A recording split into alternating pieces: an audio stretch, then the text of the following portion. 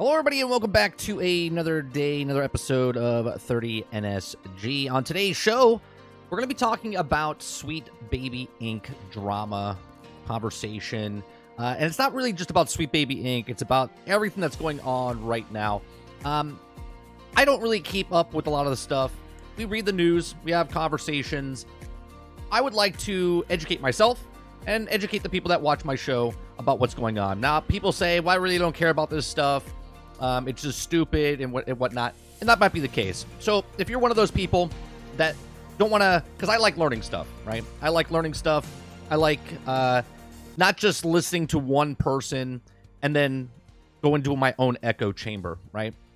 So we're going to watch a couple of videos today. We're going to watch a couple of different videos from Twitter. We're going to watch some videos from YouTube. I'm going to try to get as much information as possible. And this is a conversation, right? You make your thoughts based on the information we have, right? Just like if we were doing a review, watch a review. We watch multiple reviews to get our thoughts together about if we like a game or if we don't like a game. And if you're one of those people that doesn't like reviews and you don't care about people's reviews, you're just going to play the game and do it yourself, cool.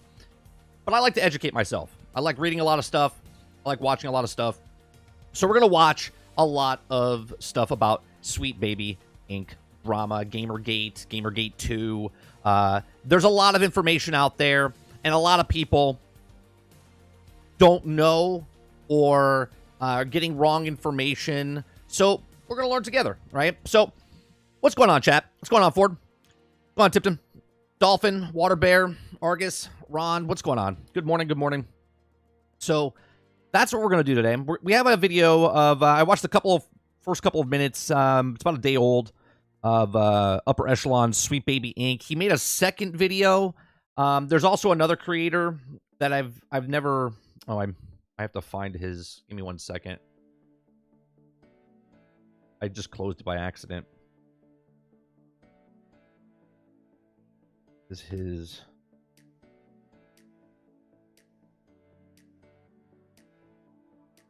There it is. Is this it? Yeah, this is it. Every time I talk... All right. So, another person called Harmful Opinions. Never came across his stuff before, but he's talking about other things within this thing. So, we're going to watch a lot of videos, like I said. And then I'll give you my thoughts as we go. What's going on, Mokoki? One of the heads of the SBI, prominent member, talked shit about... okay, enough said. Waterbear says, sounds like Sweet Baby has a hidden agenda, but it's not just about Sweet Baby, right? Sweet Baby is the figurehead that everyone's like attaching themselves to, but it's a bigger thing that's happening, right?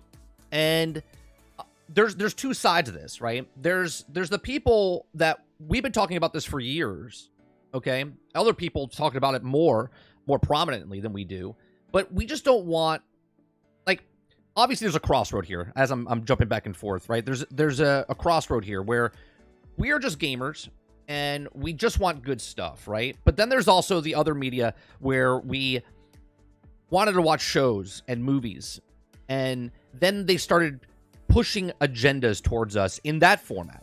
And now they're pushing agendas in this format. And most of us don't care because all we want to do is get escapism from real life entities of political stuff, just world stuff. We come home, we play video games after a long day of work or whatever, and we just want to escape from the stuff, right? And now it's bleeding over, okay? Not only do they take characters that are established and change them and then tell you that you're racist, sexist, misogynistic, right? You're some sort of istophobe or anything like that. But then they make you feel like you're crazy because they're like, well, this is not really happening. You're just focusing on it. And then here we are. The last 2 weeks, it all started because a Brazilian Steam user created a curated account on Steam to show people what Sweet Baby Inc. was working on, which is public because you could go to their website and you could just look at what they worked on. And people were losing their shit where Sweet Baby Inc. started attacking the Brazilian guy. I forget his name, Ingrid or something like that. right? And they started trying to get him banned from Steam for making this list that was public knowledge from their website. From that was that only had like 9,000 followers at the time. Now I think he's over 300,000, if I'm not mistaken, for what it is, right? So it's amazing to me that they're the ones that put a light on this themselves. And now it's turned into a bigger thing because now the internet is here where people started going down the rabbit hole. And then they started figuring out that this one company has also helped other 14 companies. I think there's 14 or 15 companies that are all doing the exact same thing, working in different avenues of different things, forcing their way into companies, forcing their way to change the way. Part of the ESG score where the companies have to bring these people in because they're rewarded money so they can do certain things inside the company because of grants and whatnot. And it just keeps going further and further down this rabbit hole of what's happening. Now they've completely gone a completely different route, okay? Because that messaging wasn't working, right? They're saying that this is not a big deal. It was about this one person, and now it's about Sweet Baby. And now all of a sudden, Homeland Security is involved, and it is funding some of this stuff, which is just insane. There's a lot of stuff to comprehend, right? So I want to go watch some videos. So we're going to start off first with Grom's stuff off of Twitter. Okay. Let me bring this up here. So here's a video. It's about 2 minutes and 40 seconds. There's two parts of it. Okay. This is Grom's talking about stuff that's happening. Let me read this over here. It says, former game executive developer at Blizzard, Mark Kern, or at Grums, the way games are funded, you don't use your own money. Even EA, the games are hugely expensive and make their upwards of known of $250, sometimes $600 million for it. Okay, so let's listen to this. It's not that gamers are, upset about, oh, hey, we have some diversity in the game. It's actually the way that they go about it with pure tokenism, with phoning in weak characters instead of creating strong new characters. And more importantly, it's about a vindictiveness to destroy the past, to destroy the IP, to ignore. And that right there is one of the reasons that we talk about, like, if you want to make your brand new characters, right? And I've said this straight up, right? Whatever your beliefs are or whatever your sexuality is, I don't care. I don't. I just want a game that I can play.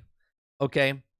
Like, if you have to, first thing out of your mouth is to market a game and tell me that it's a gay, lesbian, transgender, straight, heterosexual, whatever, okay? I'm out. I don't care. I just want to play a game. If it has nothing to do with the story, if it doesn't bring stuff to the thing, I don't care. Okay? I just want a fun game to play. But then they take characters, right? And they change them. Race swap them, sex swap them, gender swap them, whatever. Okay? And then they get, well, why are you getting upset? It's like, well, you're changing things that doesn't need to get changed. You just do what you want, make the things you want. But then don't get mad at us if it doesn't sell, right? Ignore the source material and to tear apart these beloved characters in some sort of fitful rage that we don't understand and is very disingenuous. And I think that is the tremendous reaction to Suicide Squad. And this is going to have an immense financial impact. The way games are funded, you don't use your own money, even EA, okay? Games are hugely expensive to make. They're upwards of 250, sometimes 600 million.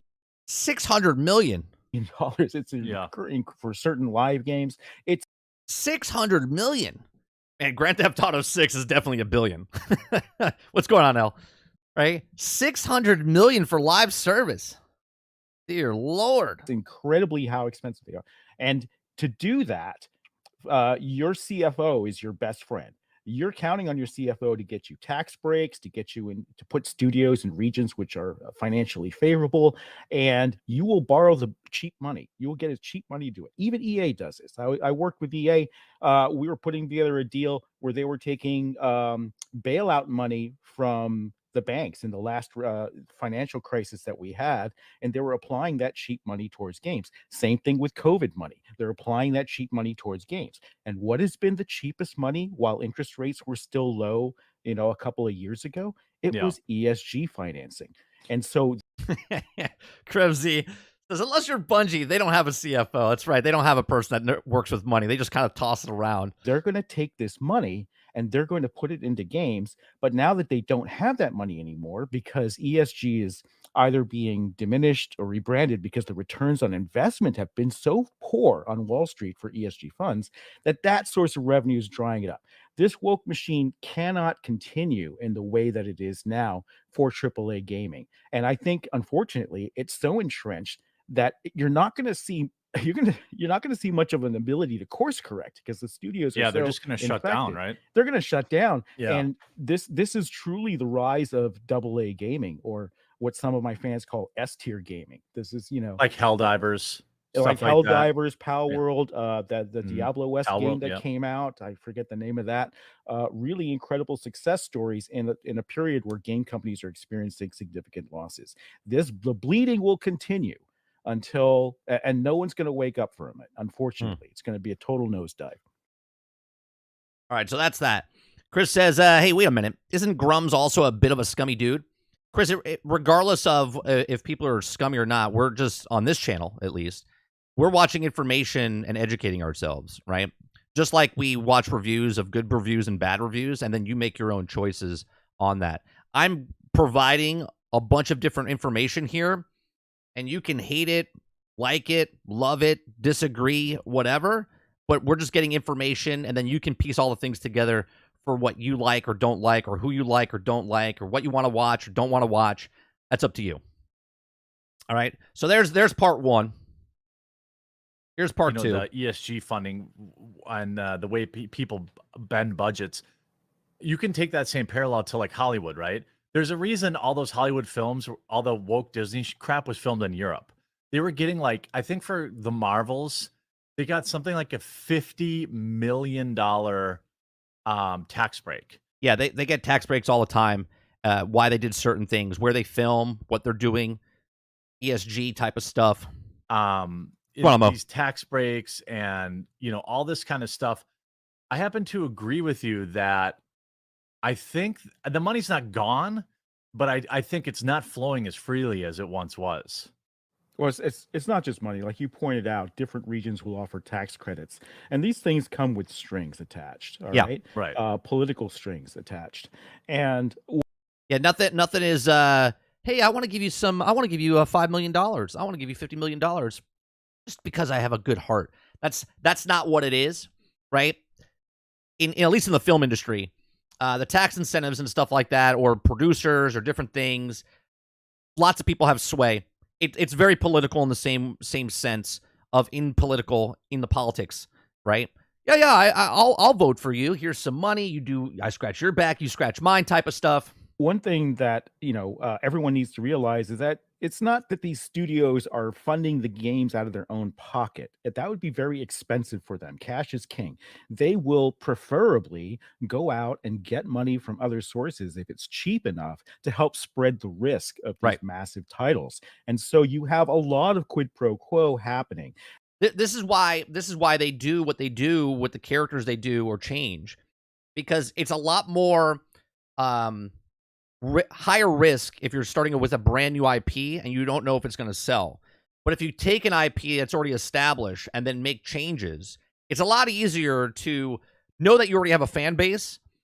And then if they rebel against it, you could just say, hey, you're sexist, racist, and it's you that didn't come out, and this is why it failed.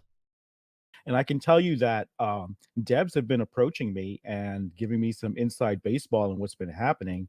And there are funding deals out there for studios, and I can't get too specific. I don't want to out my sources, that have certain strings attached. Like a company will suddenly sign with a developer, and now that developer needs to hire a DEI director and needs to go out and hire consultancy firms to gender balance their staff, or uh, quite specifically, go out and hire companies like SBI to consult on their writing and do Right. sensitivity reading and changes for that. And what does all this do? It boosts their ESG score. It allows them The ESG score. Freaking amazing. access to that funding. So Come on, Rose. ESG is not going away entirely. It's become an evil brand. People are waking up. You know the example I say of when we play a video game and we see the wizard behind the curtain. That's what's happening with all of this, right? We're all just playing games, right? We're all just watching the wizard, the great powerful wizard, the video game industry. And then all of a sudden someone peeled back, right? And the funny part is the person that created the curated thing on Steam to just show what games Sweet Baby Inc. worked on. Sweet Baby Inc. themselves is Toto in this scenario, where they pulled back the curtain just a little too much to show the gamers who's behind the curtain. Up to this. Hey, So even you CD have Projekt Red, man. Even CD Yeah. Projekt Red does it. So you have a rebranding going on right now. They're not calling it ESG, but it's still out there. And the money isn't as cheap as it was before because interest rates are up everywhere, but it's still out there and it's still fine. This is why you look at how could a studio agree to do this? How could they do something that's so financial? What's ESG?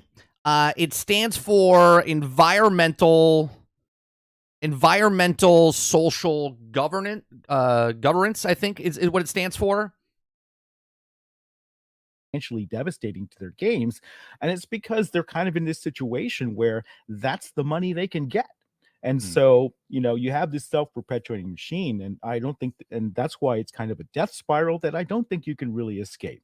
The only way you can escape it is to make a good game, and if you're already reliant. Imagine what he just said there. The only way you can escape it is make a good game. Make a game, sell a game.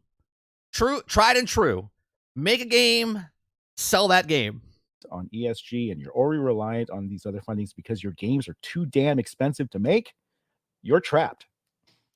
Yeah, that's a great point. I think that also parallels to Hollywood, where I think you're going to see Hollywood, the $500 million movies are dead. All right, so that's the second clip there. So there's a little information from Grubs. Okay, there's a little information from Grubs. Grums. I said Grubs. Grums. Water says, "Are you shitting me? Why would I care about the score? Oh wait, it's all about the money. Companies now. Greed is going to cost gaming industry. Yeah." You don't have to care about that score. That score is not for you. The ESG thing is not for us, the gamers. It's for the companies. Right? And that's the whole thing, right? So here's another clip of a video I came across last night. Right? Now I want to put this, I want to read the context here. This is from Libs of TikTok, right? It says, this is Dana, how do you pronounce that? Lalanders, okay, a non-binary game developer. She was hired by Cliffhanger Devs to create the game based on Marvel's Black Panther. She says that she doesn't hire white people because they're unsafe and it's hard to work with them, and the only hires of color. Now, I just want to put this in perspective, right? If any way, shape, or form, if this was reversed, just like if, perfect example, I saw a clip of John Cena at the Oscars the other day where he was completely naked, okay, at the Oscars. Completely naked. Just had the little envelope covering his genitals, okay? If that was the opposite, where they had a woman on stage, you would not hear the end of that shit. But because John Cena's out there, it's like a speed bump. Nobody gives a shit, okay? This is almost the exact same thing, right? If there was a company out there that wouldn't hire anybody but white people, they would be considered racist. Okay? So let's hear what she has to say.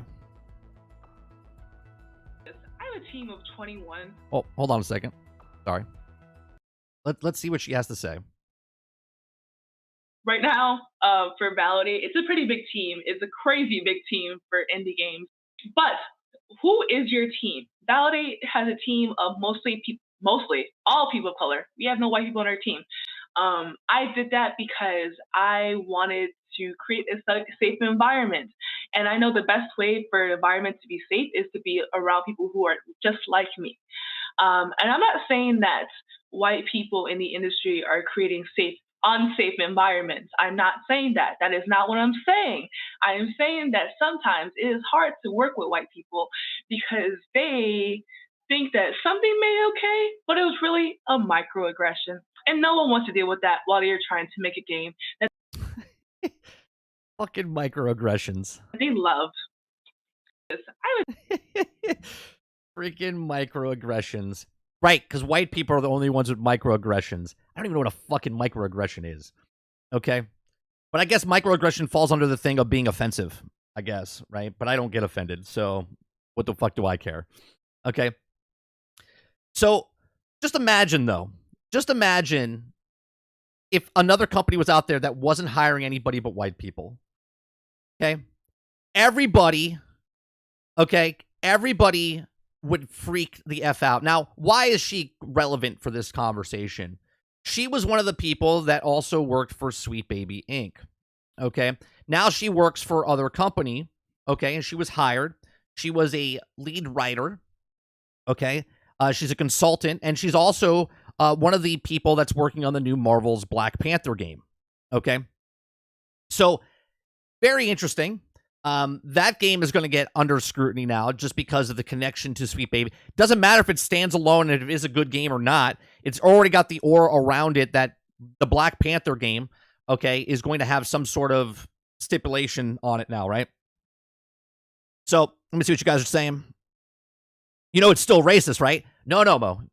No, according to the Sweet Baby Inc. person, you can't be racist against white people, okay? Which I find kind of hilarious because racism is for anybody that's against the other race. Not racist against everybody but white people. But hey, what do I know? Okay. Can somebody give her a stone cold stunner? Dave Rose says, I hate this word, but people are such snowflakes now, and I'm tired of safe space walk on eggshell world. Oh, thanks for letting me know. The game is definitely a pass. It's called a pussification of America. I think it's a pussification of just the world itself. So, all right. So there's another thing that's happening. Okay. What about Latinos? Well, remember, I think they were calling Latinos Latinxs, weren't they?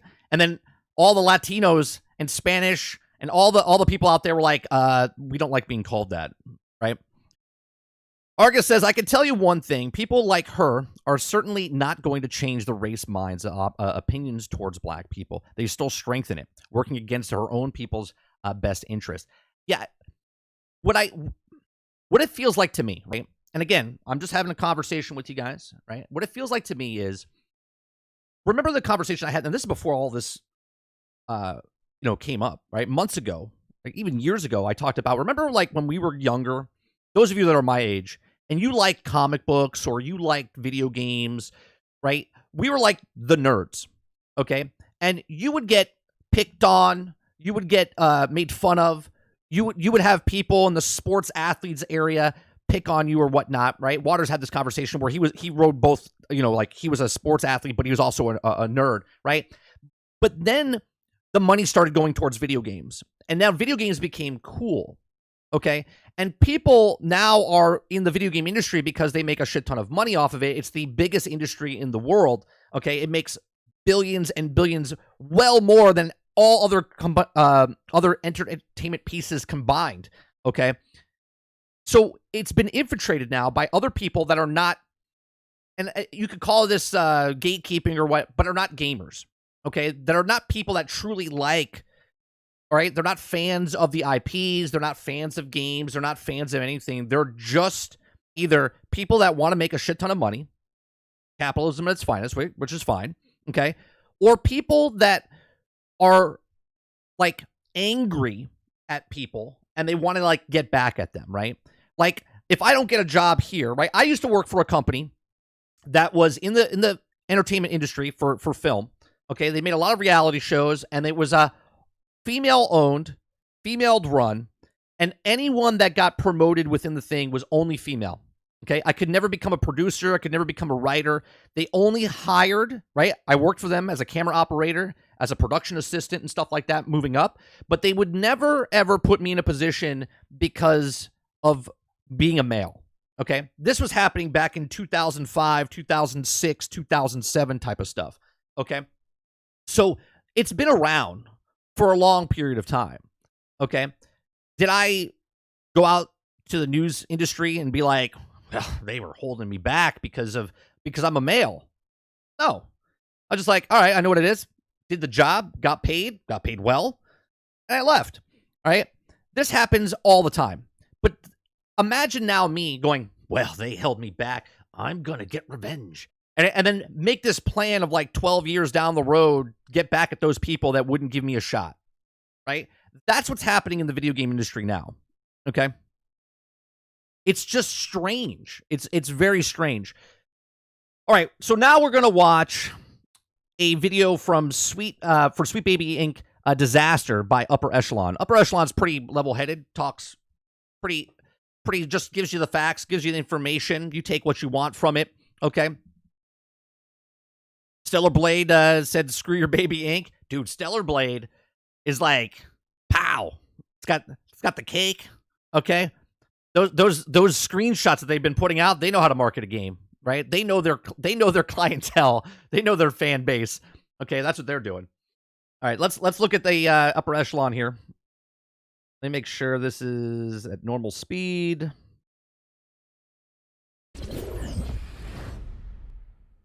This video is brought to you by Keeps. Stick around to hear more about the special offer they're providing to the entire Upper Echelon community. All right, today I want to talk about... Well, you say that, Water. Meanwhile, Helldivers is kicking ass, democracy, and we're wearing full armor. You can choose between a woman and a man's voice, make a game, sell a game. But did you see how they try to put them under? Someone said you should put some pride flags or something in there, and the developers came out and said, no, we're not doing that. Right? And now they're saying that Helldivers is sexist and racist against that, and they're not picking a side. They just want to keep this shit out of their game. As soon as you put like an American flag or a Japanese flag or a pride flag, you're now connecting Super Earth with real life Earth, and they don't want that, right? This is a fictitious world that you're living in. You're a Helldiver. You're wearing masks for a purpose, okay? And they don't want to have distinct of, oh, a pride flag here and there. No. They just want to make the game, sell the game, have fun with the game.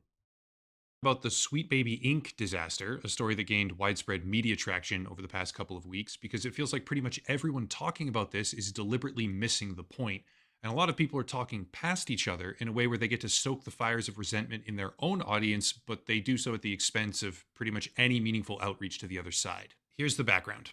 For a few months now, maybe longer, possibly longer, but I wasn't aware of it back then, so I can't speak to that. There's been this theory going around about a company called Sweet Baby Incorporated. I did my own video on that theory. Oh, by the way, we're not watching a video of what I'm about to say. Sweet Baby Inc., since all this started, their mission statement that was on their website, okay, completely changed from what it was to change what it is. Because what it said on the actual site before, then Kotaku came out and defended them and blah, blah, blah, and then other people just repeated what they said. They went back and changed their complete site and their mission statement from what it was to a new thing, to change the narrative. Theory a little while ago, specifically featuring Sweet Baby Inc. and also discussing the general trend of narrative development in video games and the concept of going woke with an effort to actually define the term instead of using it as an all-encompassing boogeyman, which in my opinion went pretty well, by the way. Much more recently, however, the discourse surrounding Sweet Baby Inc. has basically metastasized into something entirely different, and the whole thing got a lot more messy. The first thing I want to do here, like the very first thing, is define a term. Everyone watching this has likely already heard of that term, but not everyone knows where it comes from, and believe you me when I say this, I don't know if there could ever possibly be a better example of this term indirect action than the situation involving Sweet Baby Incorporated. The Streisand effect, that's the term. And if you guys don't know what Streisand effect was, Barbara Streisand had a house, and she brought more attention to her house, and then it blew up and got much more things. So now there's a standard of the Streisand effect, where where you bring your own. So there was no magnifying glass on Sweet Baby Inc. until they came out and tried to cancel the curator on the Steam page for showing them what Sweet Baby Inc. worked on, which was public on their website. And loosely speaking, it refers to a situation where Barbara Streisand attempted to suppress a photograph of her Malibu home, thereby causing that photograph to gain widespread notoriety in the media as well as publicity. It's actually a fascinating story by itself. A photographer who provided photos to scientists for the purpose of documenting coastal erosion had taken aerial photographs of this mansion and then distributed the photographs online, spurring Barbara Streisand to sue him on that basis for $50 million. Funnily enough, at the time of her lawsuit, the photo had been downloaded, I think, just 6 times. 6 times downloaded, and then it happened. 2 of those times being her own lawyers for the case, which means that a photograph receiving just 4 public downloads became the subject of a $50 million lawsuit by a famous celebrity, leading to a now immortalized pop culture saying where that celebrity's actual name is forever synonymous with fucking up so bad you actually create the problem you were trying to suppress, which is kind of fantastic. Sweet Baby Inc. has basically executed a modern day... Right. They've done the exact same thing. If Barbara Streisand didn't do it first, it would now be called the Sweet Baby Inc. effect. A version of that precise maneuver, which is equal parts hilarious and also pathetic. So what happened? Well, for starters, we need to know exactly what Sweet Baby Incorporated actually does, but I'll make it as brief as I can. From their website, quote, "Founded in 2018, Sweet Baby Incorporated is a narrative development and consultation studio based in Montreal and working around the globe. Our mission is to tell better, more empathetic stories while diversifying and enriching the video games industry. We aim to make games more engaging, more fun, more meaningful, and more inclusive for everyone." End quote. Further down, quote again, "We believe you need diverse voices to solve diverse problems. Sweet Baby..." Yeah, they worked on Suicide Squad, Spider-Man 2, Sable, God of War. They worked on many games, and they're also linked to 20 different studios. Incorporated provides narrative consultation at any stage of development, boasting a talented team with vetted industry experience to best bring your story to life. End quote. And then lastly, it's a lot, I know, but we need this foundation before understanding how the train completely derailed. Lastly, quote, "We believe that Here, I actually have. Hold on. I posted it into. I put all this stuff into the submitted stories and whatnot. They are part of.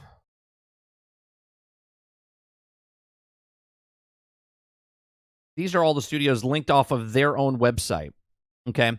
So we have Xbox Studios, Electronic Arts, Valve, Santa Monica Studios, 2K, Ubisoft, Square Enix, Warner Brothers, Finji, Polytron, Rocksteady, Co-op, Chance Agency, Avalanche Studios, Wizards of the Coast, People Can Fly, right? They're all there.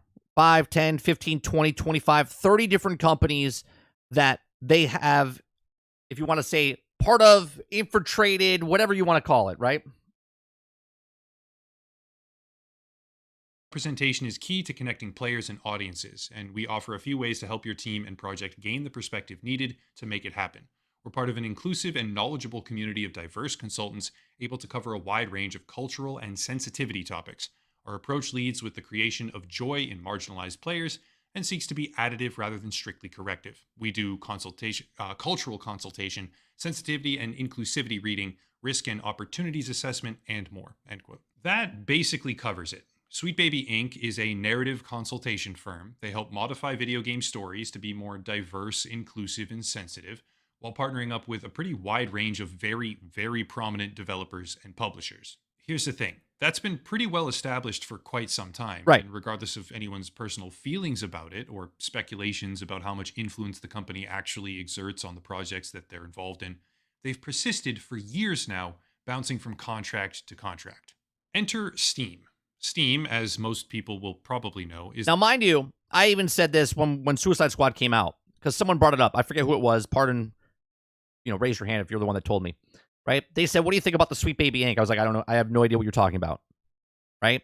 I knew about a company doing stuff for video games, but I didn't know what Sweet Baby Inc. was. Right? And they said that Sweet Baby Inc. worked on Suicide Squads, and that's why they were out. And I respect that, okay?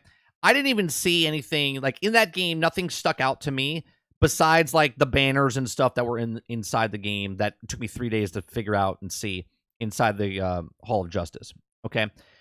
There might have been little bits and pieces of, maybe changing or having an influence on changing where Harley Quinn doesn't look as sexy as she did in the other Batman game or other games, okay? There could have been a change there. Now, I don't know if they made that change, but now that I see it, like, yeah, they probably did something where they were like, hey, do we need to make, and again, I'm just speculating, right? Do we need to make Harley Quinn so sexy?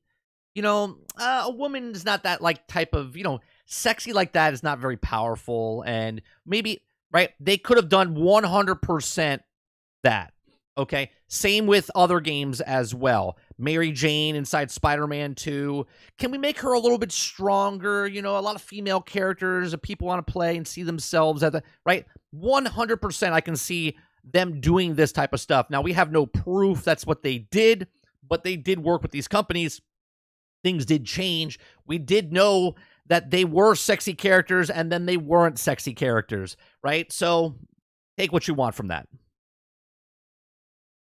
30, what's your ESG score? I don't know. Probably really low. Probably really low. Krebsy says, I find it funny that the company on that list could have just responded to an email as Sweet Baby is, like we were consulted with them, and when in reality, they did nothing. But that's what I'm saying, Krebsy. We don't know what they did. Now, in Suicide Squads, they are part of the writing crew. But I forget the guy's name. Dell something. One of the developers that worked on, he said that the writing was way done before that they even, before they even came in. But I know how writing works in movies, okay? Hence why there's reshoots, and hence why there's different things, right? Because you could have the main writer write the stuff, and the script is done.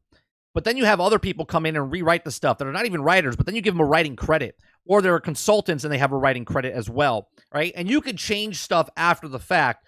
So, Del Walker, I think is what his name was, right? Where people come in, write the stuff, and it's done. It's printed. It's out there. But then there's reshoots, at least in movies. Now, in video games, I'm not really too sure how that works. I'm assuming that they can go back and change certain things, but a lot more pieces have to move there because if they already animated the stuff, if they already did the stuff, they can change the ways. That's why I don't really think the story in Suicide Squad was manipulated or changed by them in any way, shape, or form. But I do believe that they did change the way that certain things are perspective-wise and whatnot. Is the largest video game distribution platform on Earth. You could possibly argue against that because of mobile game platforms or something, but that's a joke and I would laugh at you. Steam is the premier PC gaming store, and one of the features it offers is the curator function. In essence, this is just a group of games that you can put together. They can be listed together for pretty much any reason at all. But in this particular case, the tool was used to create a list of games where Sweet Baby Incorporated was involved directly in their development, specifically so that people could avoid buying and playing those titles. Now, at first, this was which he has every right to do, right? Especially since all he's doing is taking what's publicly on their website and curating it in the Steam page going, hey, if you're a person that cares about this stuff, these are the companies that worked with this company. And if you don't like what they're doing with this type of game, you might not like other games. There's nothing wrong with that. That's not harassing in any way, shape, or form. All he did was take the information from their website and bring it over to the Steam page, because how many people are actually going, oh, who wrote that? And it gets bring it back to Sweet Baby Inc. It doesn't, right? So he was bringing it up front to people to go, hey, you don't agree with this type of stuff. These people worked on this. They also worked on these games. Made it easier, more convenient for people to find. Relatively small group of people. Yes, people know about Sweet Baby. Yes, they are deeply unpopular with a pretty large chunk of the general player base right now, or they were back then. But for the most part, people just really don't care. Well, that all changed when Sweet Baby employees began to aggressively try to get the Steam group taken down, sparking off an incredible demonstration of the Streisand effect in action, which catapulted the topic to mainstream gaming media websites. Think about that. When he was doing it, look, it had 9,263 followers when they started trying to push to get him banned from the platform of Steam. Okay? for just taking information that was on their website that he put on that website on Steam, okay? And now it has over 300,000. Action, which catapulted the topic to mainstream gaming media websites and pushed over 250,000 people so far, just as of the making of this video, to follow the very same group that they were trying desperately to suppress. Good job, guys. All right, time for the video sponsor. YouTube's not the most reliable income source. It's great, don't get me wrong. Yeah, we're Other gonna platforms honestly don't come close. mute this as it plays in the background, right? I believe it's what's it called? Our keeps. So he's got his video playing in the background, so he still gets, right? Go check out Upper Echelon as he's going through this. Okay. I think it's still, yeah. So look, again, I'm giving all this information. This is not for me to sway anybody and be like, you should hate these people or not hate these people. I'm trying to give you as much information as possible. I'm pretty level-headed, right? Even when things piss me off, I kind of just process it and be like, okay, like what happened to MLB The Show, which has nothing to do with Sweet Baby Inc. I just don't like what they did to MLB The Show by bringing women into Major League Baseball, right? That's a different conversation that I had last week, okay? But stuff like this is happening across the board, across all our entertainment, comic books, movies, TV shows, and video games, where they're pushing their ideological stuff into our faces to take the characters that we like, the IPs that we love, and completely trash them because they hate them. They hate them, right? They want the Tolkien, out of Lord of the Rings. They want Lucas out of Star Wars, right? They want whoever created the things, they want them out of that thing, okay? J.K. Rowling's, they want her out of Harry Potter, okay? They want the creators of these things not to be a part of these things because these conglomerate companies paid the money. They don't have the same values as stuff as the people that created the actual items, and they want to shit all over it. And then they wonder why it doesn't work out, and then they call you sexist, racist, misogynistic, or whatever. Here, but the main one would probably be Chris Kindred, a writer at Sweet Baby Incorporated, who said, quote, report the fuck out of this group and report the creator since he... Yeah, who's attacking who here, right? Who's attacking who here? The person that works for Sweet Baby Inc., report the fuck out of this group. Report the creator since he loves his account so much, right? Right? Who's attacking who here? Someone that took information from their public site and just made a little forum? Or someone that's trying to literally try to dox the person down the road later? He loves his account so much, end quote. That's obviously a breach from trying to even just report the thing that they don't like and push people to brigade another person and cancel them for doing something that the company doesn't like. I'm sure everyone can obviously guess what happened as a result, but for those that can't, this effort completely backfired. The Steam group began to go viral in a whole bunch of different online communities. The number of players engaging with the topic skyrocketed. And then, as if the lesson had not already been learned... Remember what happened with Hogwarts Legacy? When J.K. Rowling said something that she didn't say? Well, that people said that she said, okay, to be against transgenders. All she said was men are men and I think females are females, right? Or there's only two genders. And everyone tried to shit on Hogwarts Legacy, which she had nothing to do with. And then Hogwarts Legacy became the #1 selling game of the year. Imagine. It's like all these people, man, they wanted her canceled for something she had nothing to do with. Major gaming media publications started to jump on board, desperately trying to debunk things and play defense for this company as they torpedoed their own reputation. A whole slew of articles came out in rapid succession, such as this one. Sweet Baby Inc. doesn't do what some gamers think it does. And this is another thing that's happening, right? And I posted all these articles the minute they came out, right? Trying to sway what the conversation is, and it has nothing to do what they say it is. From Kotaku. Or this one. A company called Sweet Baby Inc. has become the target of anti-woke gamers because it offers consultants work in industry. Oh yeah, that became it. Not because they attacked the guy and tried to cancel somebody. Shine the light on themselves. Anti-woke gamers because it offers consultancy work, an industry standard service that's been normal for years. That's from PC Gamer. There's more, Nathan Grayson, the Mary Sue, etc., etc. But let me just read a few snippets now to demonstrate the type of way, I guess, 15 years, Eclipse. 15 years. The first game in 15 years that wasn't Call of Duty or Grand Theft Auto. that these articles are constructed. Quote from Kotaku, Sweet Baby Inc. isn't forcing diversity, it's happening naturally. Sweet Baby Inc. is a narrative design company, meaning most of its work is focused on writing stories and dialogue. They are not a DEI consultancy firm. That means they ensure a game's plot points make logical sense and are satisfying to players. I have a question. Sweet Baby Inc. is a narrative design company, meaning most of its work is focused on writing stories and dialogue. They are not DEI, okay? Consulting firm. This means to ensure a game's plot point makes logical sense. Isn't that what the company that made the IP is for? So you're telling me, let me get this straight. I'm gonna put it in the Star Wars format, okay? So you're telling me George Lucas, who created Star Wars, who created the world of Star Wars, you're trying to tell me that he knows nothing about the actual lore and if it belongs in their logical sense as satisfying for players, right? So the people that create the game don't know their own stuff. Is that what we're trying to say here? That this third-party company has to come in to tell that company how their game or their story has to be so it makes logical sense? Really? Let me put it in this perspective again. Suicide Squad.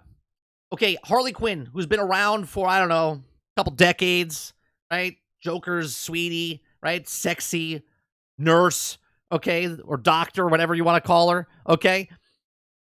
They came in and go, well, no, this doesn't make logical sense. See, she needs to have smaller breasts, and she has to be more, like, woman-like because that's how it is in modern day. You guys just don't understand that. Like, what are we actually fucking talking about? I'll let this play. And the characters speak and behave in consistent ways. Narrative designers may also provide a final round of polish like a Hollywood script doctor. For example, Now, see, the script doctor. This is what happens. People come in Hollywood, they write the story. That guy gets paid. Sometimes they're on set. Sometimes they move on to a different project, okay? And then the script doctor comes in and changes that stuff, and then they get credit as well as being a writer. Not the lead writer, not the head writer or whatever, but they get credit. And they can manipulate and change things in that script after the writer leaves. Because the writer gives up all rights to the stuff, to the characters and whatnot when they give it to the company. For example, the team worked on Suicide Squad long after the story was written, and even then they joined just to write in-game ads, audio logs, and NPC barks. CEO Kim Belair tells me over video call, end quote. Here's one from PC Gamer, quote, Sweet Baby employees maintain that, overall, their job is to provide assistance to companies that already want to improve already existing diverse elements.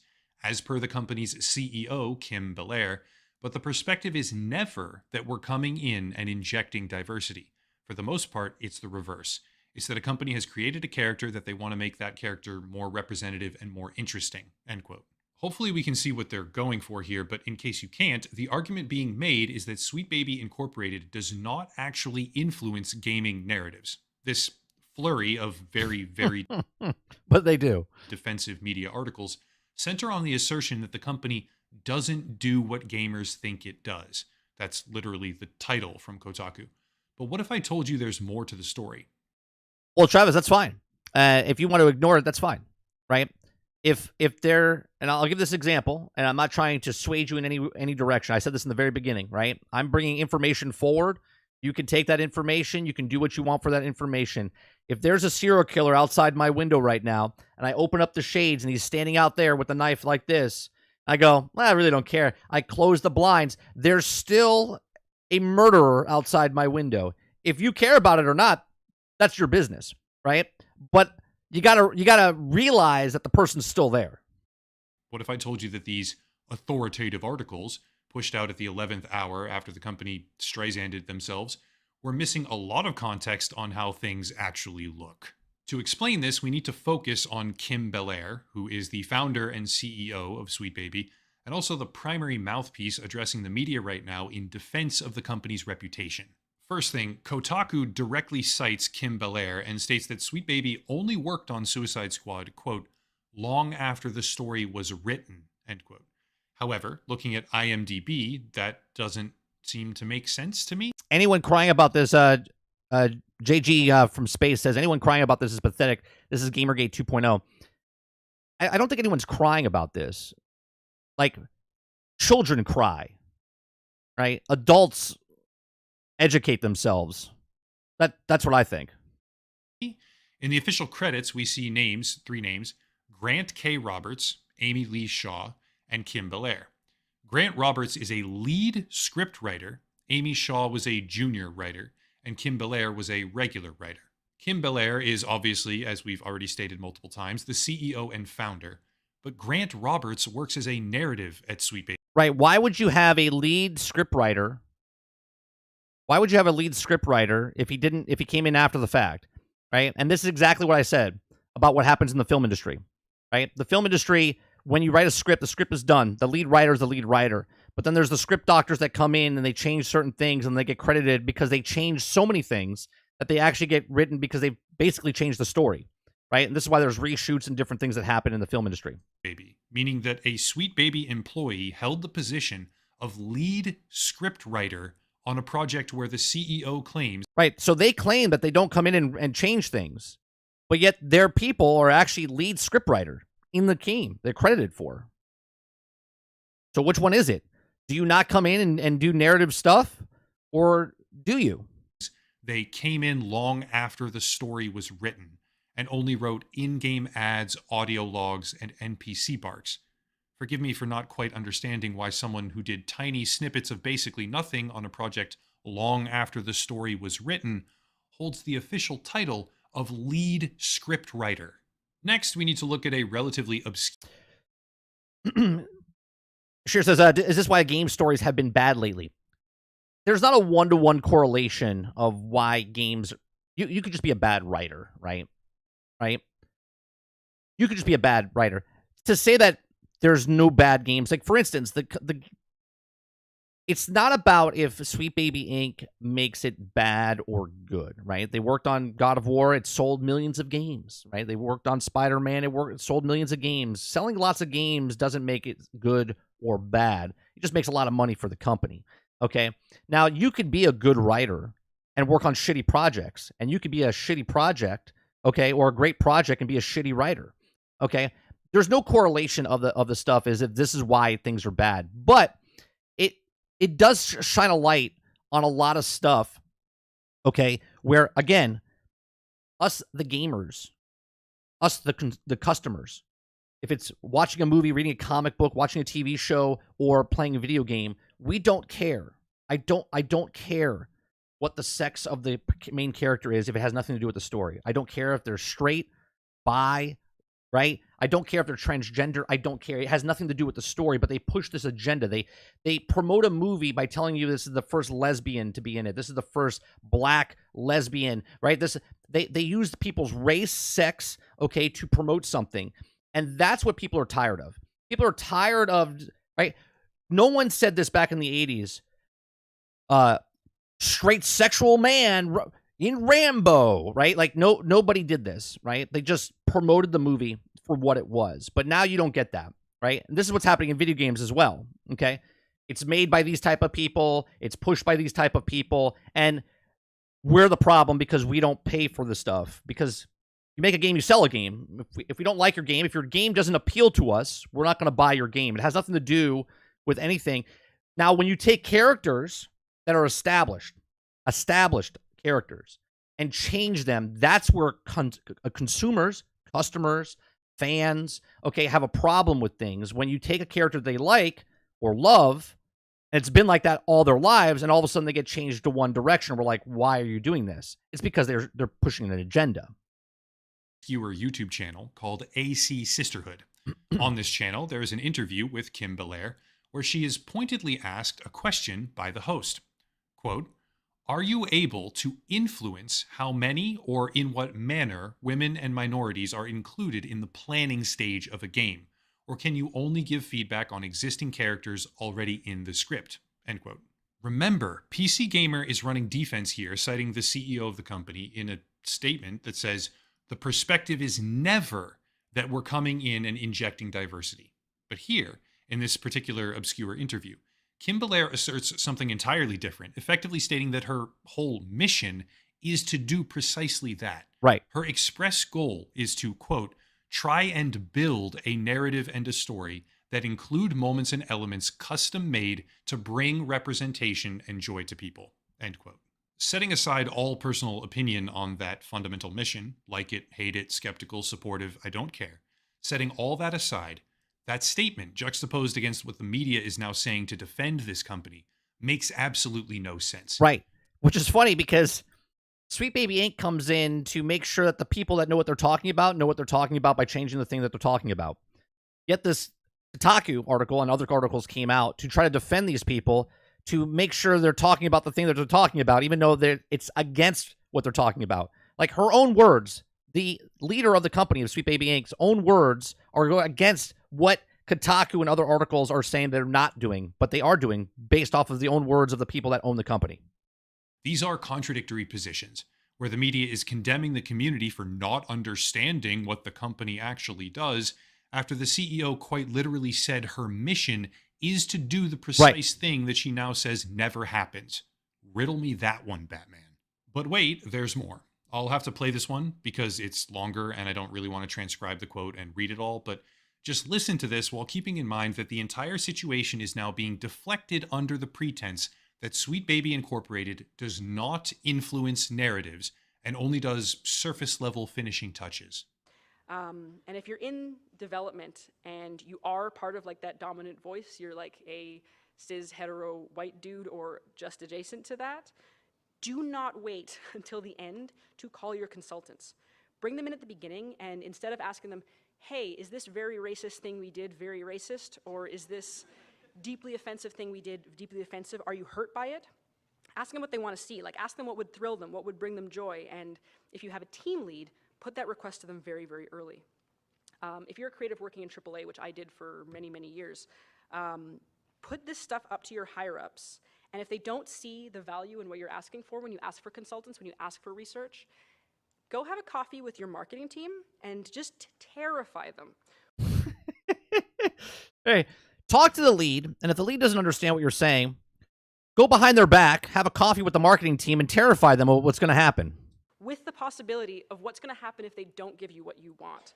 Because they have to consider, like, I say that out as a joke, but it's actually very, very true, because if you start to consider the people who are player and audience facing and who have to deal with mitigating harm and with keeping the sentiment around their game and their project positive, there's like a genuine value that you can impress upon them with both ethically and financially. You can say this is important. So blackmail them. Extort them. Right?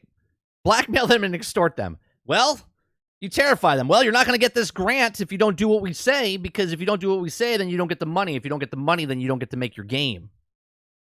Yeah, so this whole thing blew up because gamers believe that Sweet Baby Incorporated is forcing themselves or their desired perspective into their video games, while Kim Belair in 2019 was advocating. That was back in 2019, Shadow.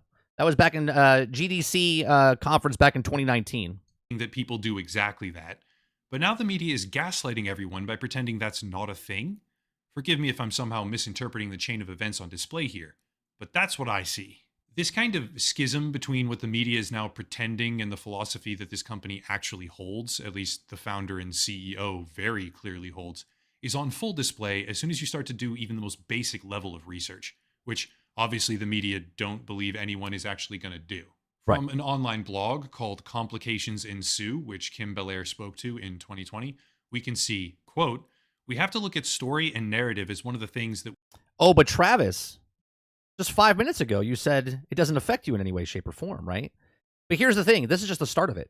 This is just shining the light, okay? And this is why I'm doing what I'm doing, okay?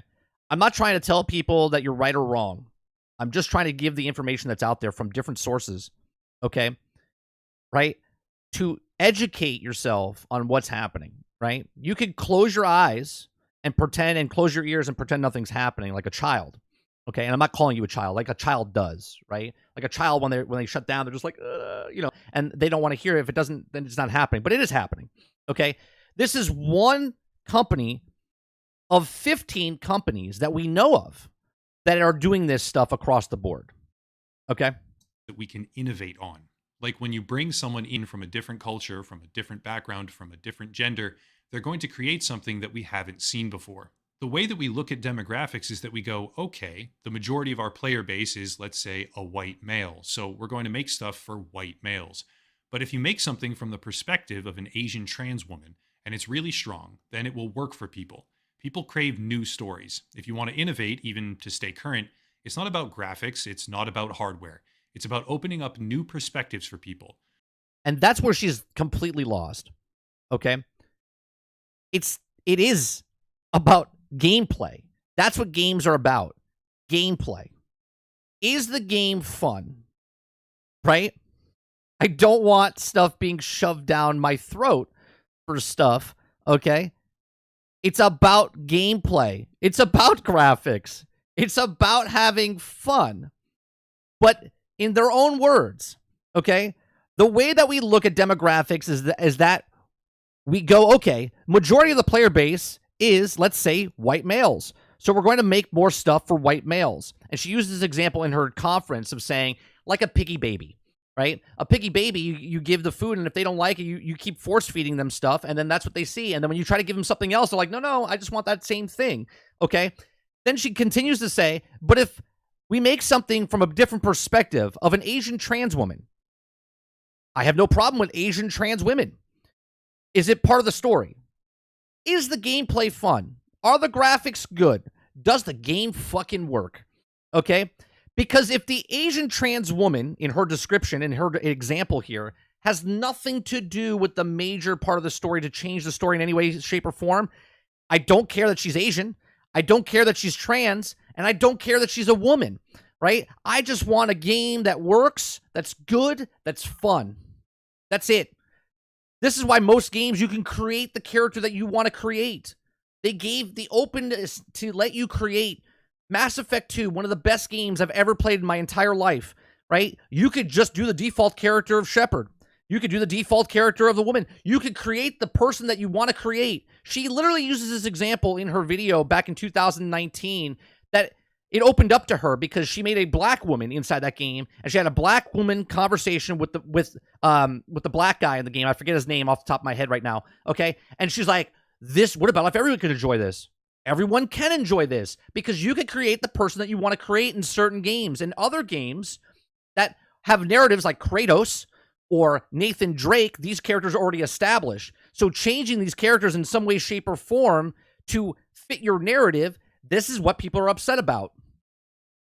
So I explain it as it's important for game development to diversify. It's not just part of advocacy or activism. It is going to make your games better, end quote. I don't think that really needs to be analyzed. And to be quite clear here, it's not technically wrong. You can absolutely make new games and new characters from new perspectives, and they can be amazing. That is absolutely true. But you tell me, does that sound like someone at the ideological helm of a consulting company who wants to leave an existing narrative intact and simply polish it at the end stages?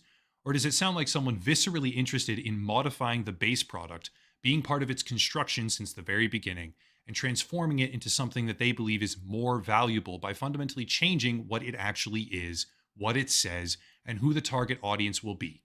Seriously, you tell me. Again, right or wrong, doesn't matter. What does it sound like? Here's my point with all of this. Sweet Baby Inc. is not the root cause of everything wrong in gaming, okay? That's kind of a ridiculous... But seeing a strong woman is awesome to see. Just saying that this is why Wonder Woman didn't bug me in Suicide Squad. Wonder Woman's been around before I was born. No one has a problem with Wonder Woman. No one has a problem with strong women characters. They don't. This is a made-up thing from a small, minuscule population that people think that we don't like main character women. Metroid is a woman character from the 80s. Okay? Sigourney Weaver was in Aliens. Okay?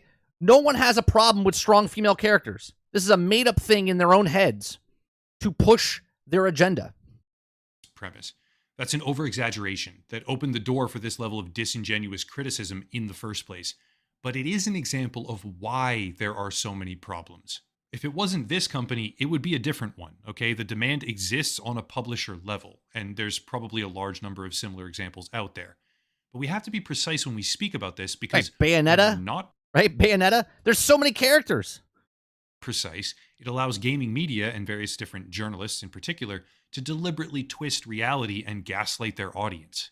Gamers don't understand, gamers don't get it, etc., etc.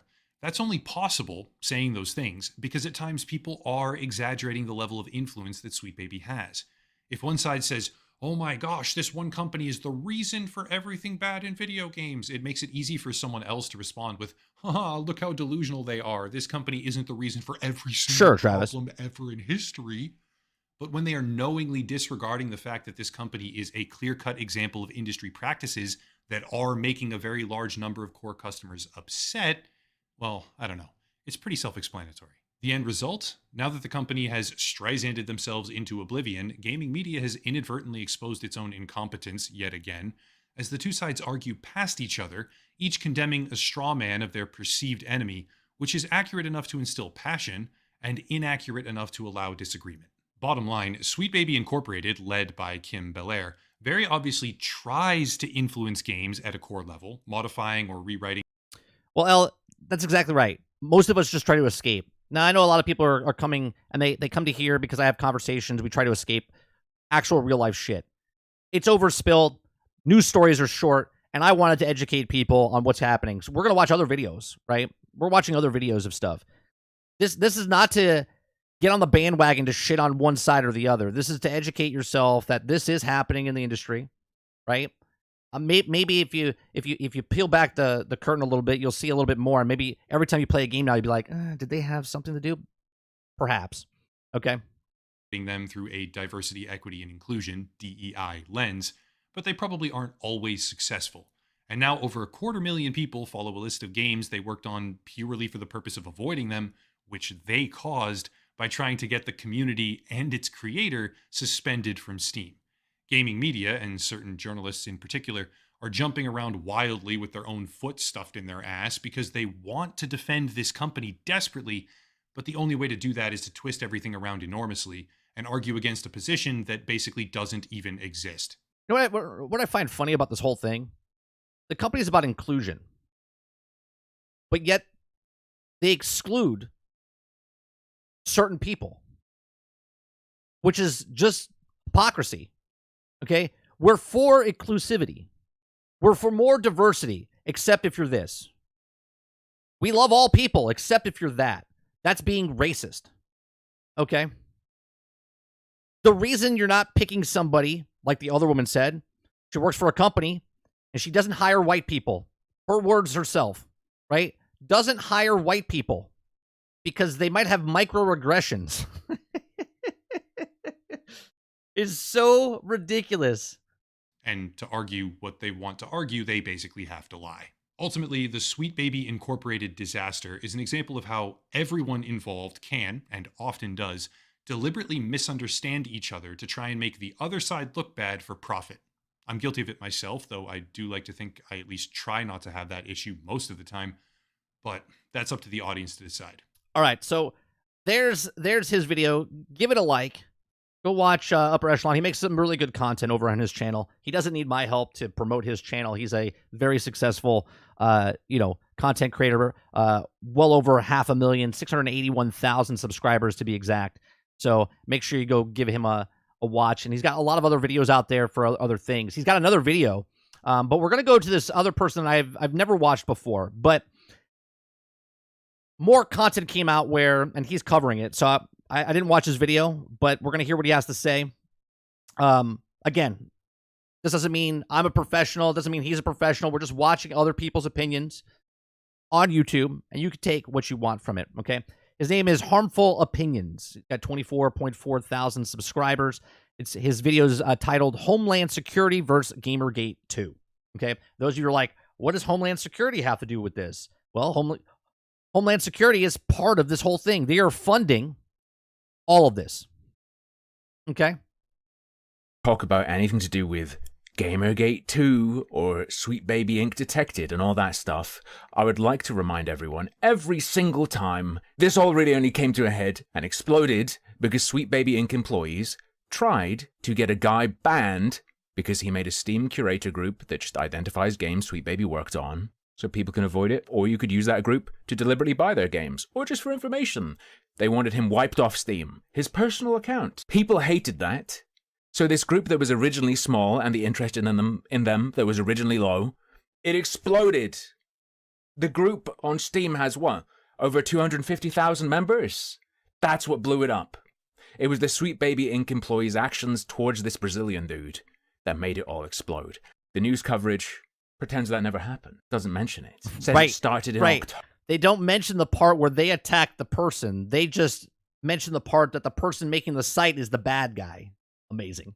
October on Kiwi Farms. And just went from there. There was no inciting incident. Strange. Curious. Since the initial coverage by Kotaku, many other sites have echoed them. Some explicitly citing them, some just clearly copying their homework. Something very interesting happened, though, quite recently. An organization talked about it. But we're not going to look at what they said specifically about this yet. We are going to look at who they are. The organization is Take This, and there's their logo on the left. Okay, so Take This is another company.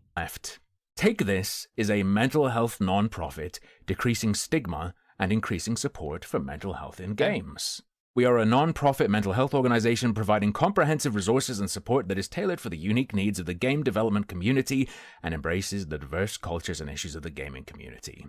We combine clinical best practice with a love of all things gamer, providing a safe, accepting space for gamers and developers.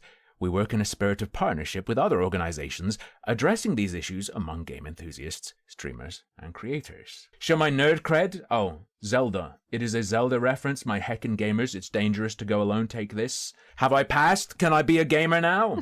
They have partners. They have I'm assuming he's talking to his live chat or whatever. Supporters. Bethesda. Oh, give me 1 second. I got someone at the door.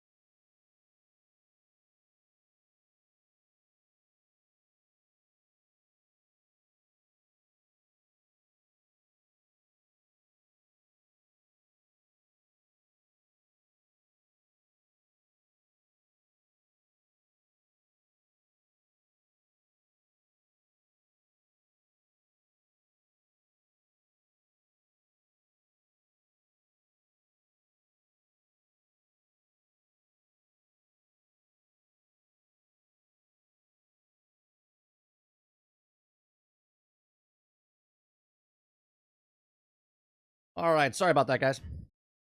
We're working. Sweet Baby came for me. The government came for me. We're working farms, so sometimes I have to, deal with deliveries and different things, maintenance guys that come. So that's what's happening. All right, let's get back to it. Pops out at me. Games for Change, Double Fine, Riot Games, IGDA, Xbox, Ubisoft. Okay, cool. What would you expect them to do? Like maybe, gamers are lonely and depressed, help them. Their mental health nonprofit, decrease stigma. What might they do? How about tackling terrorism? How about tackling extremism and terrorism in video gaming? Elizabeth Kilmer, PhD, on January 24th, 2023, published an article on their website called Combating Extremism in Video Games. This is quite interesting, and it might seem unrelated to all this other stuff, but bear with me, okay? Sorry, I just read what Reese put. That the ESG just knocked on the door. Excuse me, your stream isn't diverse enough. Shut it down.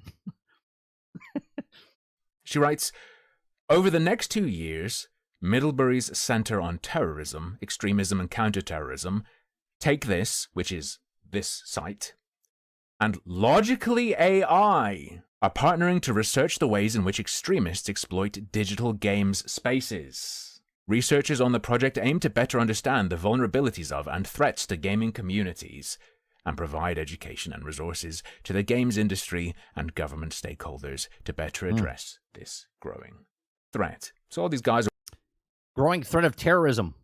Okay? I mean, I'm just a hell diver. I don't know what this guy's talking working about. Together over the next 2 years as of January 24th, 2023. So that's been going on for a year. They've got a little graphic for us. Here are their research streams. They've got gamer surveys. They've got game dev interviews. They've got social network analysis. They've got mod strategy at scale. The solutions are methods of detection, game design, best practices, curious, and a toolkit to combat extremism. Over 3 billion a toolkit to combat extremism. People worldwide play digital games. We're turning up the dial here a little bit. You went from neckbeard in your basement to sexist, racist, misogynistic to extremists. Games, they say. And games have become one of the largest sectors in the entertainment business, surpassing film in 2020. Huge. Not only popular, video games are powerful tools for social connection and identity development, especially for adolescents and young adults. I identify as a 1 and a 0.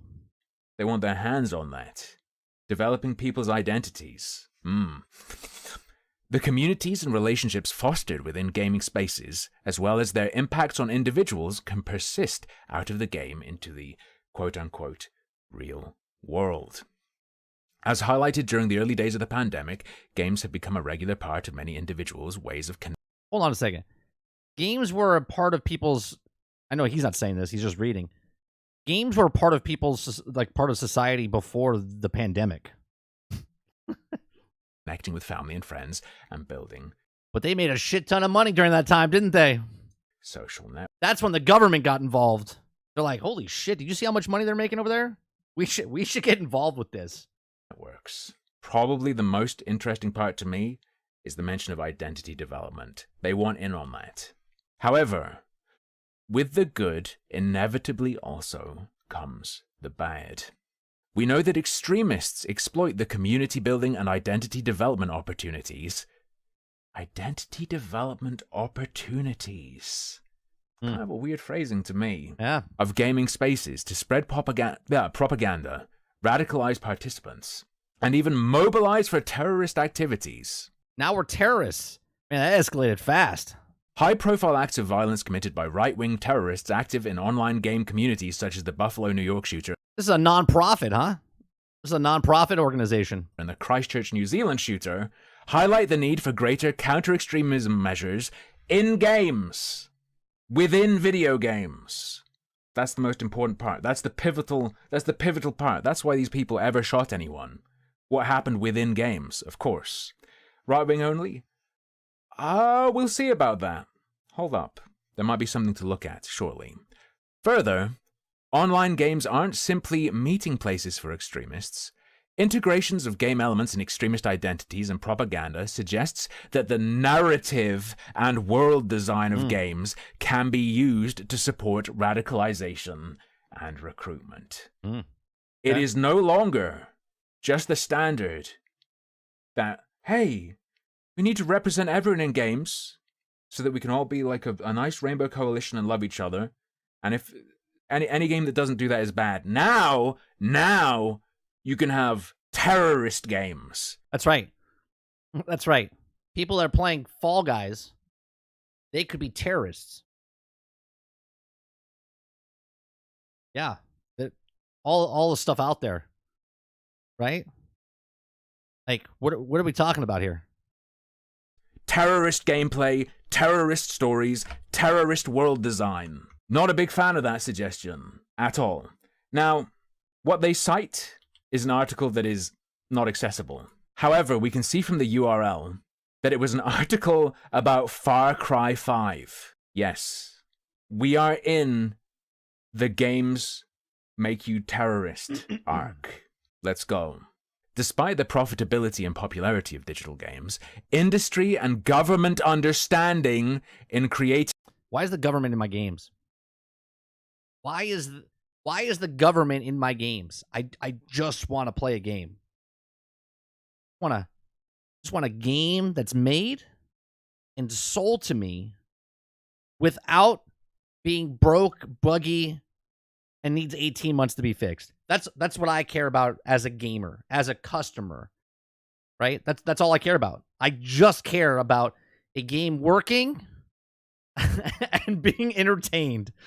Okay? Now I'm in this box, right? I'm no longer a gamer. I'm now a sexist, racist, misogynistic, extremist terrorist because I like to play video games. Games and gaming communities resilient to extremist exploitation remains limited. Is that not the fucking... What's going on, Jojo? Scary sentence? Games are super popular, but for some reason, the government's understanding of how to make games that are resilient to extremist exploitation remains limited. Many game studios lack the anti-extremist resources and experience that large social media companies have developed in the last decade. Even these social media platforms, no stranger to the need for... Is that why Skull and Bones is not doing good? Is that why Suicide Squad is not doing good? Is that why? For effective content moderation and safety tools can struggle to effectively combat extremist speech. Of course, the government, for years, many governments, multiple governments, have been highly interested in video games. We've got the example of America's Army, a straight-up just US Army propaganda game. US Army has used video games in recruitment centers. They had a specific one that was all about gaming and pulling in gamers. The UK government has... Yeah, that was years ago. That was like over a decade ago. I forget what the game was called. I mean, obviously, Sarge just talked about this on GXG, right? He talked about it with like American Truck Simulator. We talked about it with military sims, right? There was a specific story we did many years ago of the government making, I forget what the game was called, but the government made an actual video game, okay, where they were looking for recruits. They're looking for people, right, that they can recruit into the military. These are things just like American Truck Simulator took ads out. Real trucking companies took ads out inside the trucking world because they're looking for drivers, right? Like, I'm not saying this doesn't happen, of course, okay, but the government's getting involved now because why? Why are they getting involved? Multiple times tried to use gaming and games, though they're more like visual novels for their social initiatives and things like that. Governments are interested in this stuff. Well, governments are interested in that stuff because there's a shit ton of money to be made. Very, very interested, which to me is quite spooky, because if game design can push people towards or away from extremism, yep, I don't really want the government knowing how to do that. Right. That's the scary part, right? That's the scary part. Papa says, 30, I wonder what he says about me because I like first-person shooter games and games with the Elden Ring, American Army. Not bad game. It didn't move the ball enough. Stay relevant close like a year ago. Right, but they did make the game to recruit people, right? Robert Jones says Big Brother watches PSN and Xbox Party Chat for terrorists. I don't particularly trust them. Just going to go ahead and say it. Of course, the connection to Call of Duty as well. So on and so forth. So on and so forth. I mean, Jones, obviously, our phone right now, right? If you have Alexa, if you have a phone, if you have any kind of device in your house that has a camera and a microphone, obviously they can tap in. These are just proven things that happen. Of course, they're monitoring party chats and stuff like that with Discord and with Xbox and PSN. To think that they're not monitoring that is ridiculous, right? But we're not talking about monitoring chat rooms. We're talking about video games, specific video games. Fourth, the lack of resources and experience to manage extremist threats in the game industry have led to vulnerabilities within games and game communities that extremists continue to exploit. Extremist content, especially far-right white supremacist content, ADL link, has become an increasing problem in an online and multiplayer game spaces. Harassment in online games 2022. Leonidas is a little bit behind. 1 in 10 gamers exposed to white supremacist ideology. Okay. Here we go. We're about to get a little bit more explicit and interesting, okay? This project... That's true, Sarge. It's more about control than money. ...aims to address crucial gaps in the game industry and government's ability to effectively combat extremist threats by 1. Educating game developers on how to build resilience within game structures to extremist exploitation. Within game structures. Does that mean moderation? Does that mean reporting? What does that mean? Providing information and context to government officials to flexibly address games-based radicalization. They want to be the people to contact government officials and tattle on games as being sources of terrorism. Hey, this game's designed terroristically. They have to change it. Building collaborative public-private networks to create long-term strategies for resisting games-based extremism. These aims will be fulfilled through a series of workshops, collaborative sessions, and toolboxes designed to support developer, public sector, and cross-sector stakeholders. To develop the program and resources, the researchers will conduct surveys with gamers, interviews with developers, and other industry stakeholders, large-scale rhetorical analysis of social media datasets, as well as scaled community and social network analyses. The workshops and collaborative session programming will support development of key skills necessary for disrupting and preventing exploitation of gaming spaces by extremists, such as... Okay, you ready for this? Understanding how extremist behavior evolves. Leah, were you behind? Because you were commenting in the chat about the video about the woman earlier, so that's why he's saying that you're not live. Adaptability to changing socio-political landscapes that can impact extremist activity in games. Mold what's happening based on what's happening in real life. Can you imagine? Real-time morphing propaganda games. Isn't that good shit?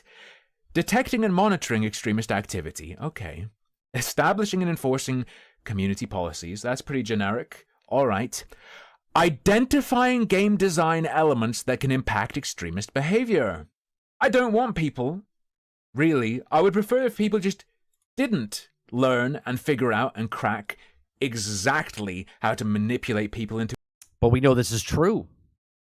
We know this is true on a different scale. We know that Bungie did studies on how to manipulate people on how to play the game and get them right psychologically. Right? This is a thing. To extremism. I have a bad feeling that could be used for reasons other than simply making people not terrorists.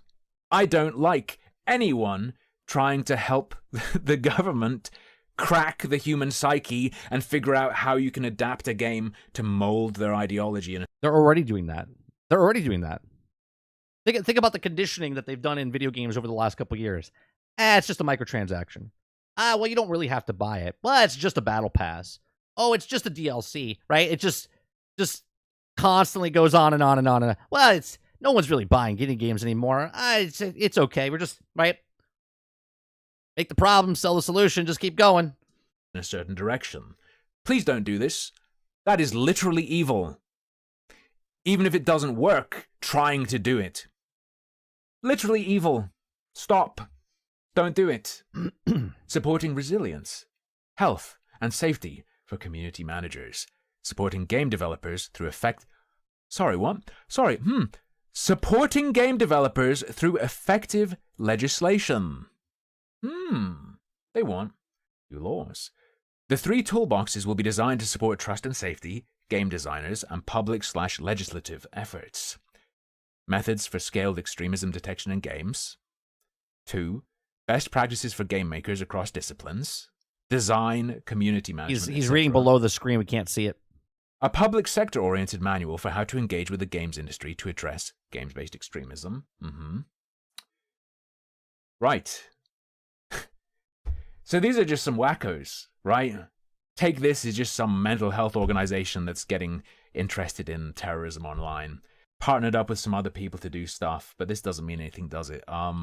This work was made possible by a grant from the Department of Homeland Security. I don't know, I just thought that was really interesting. Yeah. I just found that part really interesting. Fascinating. The Department of Homeland Security is interested in, psychologists trying to crack the effect games have on people in terms of their ideology, and learning how to mold people's ideology by altering the games they engage with. It's to stop the terrorists, though. This couldn't be an insanely demented propagandistic tool being developed. Right. No, not at all. Not at all, I'm sure. Let's look at some more of the fruits of their effort, though. Because this has been going for a year, and it's going to go for 2 years. So what have they put out in the first year? We've got a little document. Let me crop it differently, because it's a different format. Got the Take This Manual on Empowering the Gaming Industry. Strategies for Addressing Hate, Harassment, and Extremism in Online Communities. By Elizabeth D. Kilmer. You know how you do harassment and extreme stuff? Everyone just gets punched in the face one time. That's it. Get punched in the face one time and you'll understand, right? I say this all the time. Like kittens and puppies, they bite each other when they're puppies and kittens, and they learn what's right or wrong, right? And if mama and dad don't like what they're doing, they bite them or they smack them, and then they're like, oh, okay, I won't do that again. The author of that by Mike Tyson, yeah. Just get punched in the face one time by Mike Tyson. Previous article. And Rachel Coward. Covert? I don't know. This paper, this document, came out February 2024. It is also part of that project, okay? This work is made possible by a grant from the Department of Homeland Security. All right? Do you want to know something fascinating? Do you want to know what gets mentioned 20 times in this paper that came out last month? Gamergate and how to deal with it. All right, think about what he just said there. This gets mentioned 20 times. Gamergate gets mentioned 20 times in this article, right? And this came out before what's happening right now for Gamergate 2, right? And they're talking about this, and this was just recently. Really interesting timing.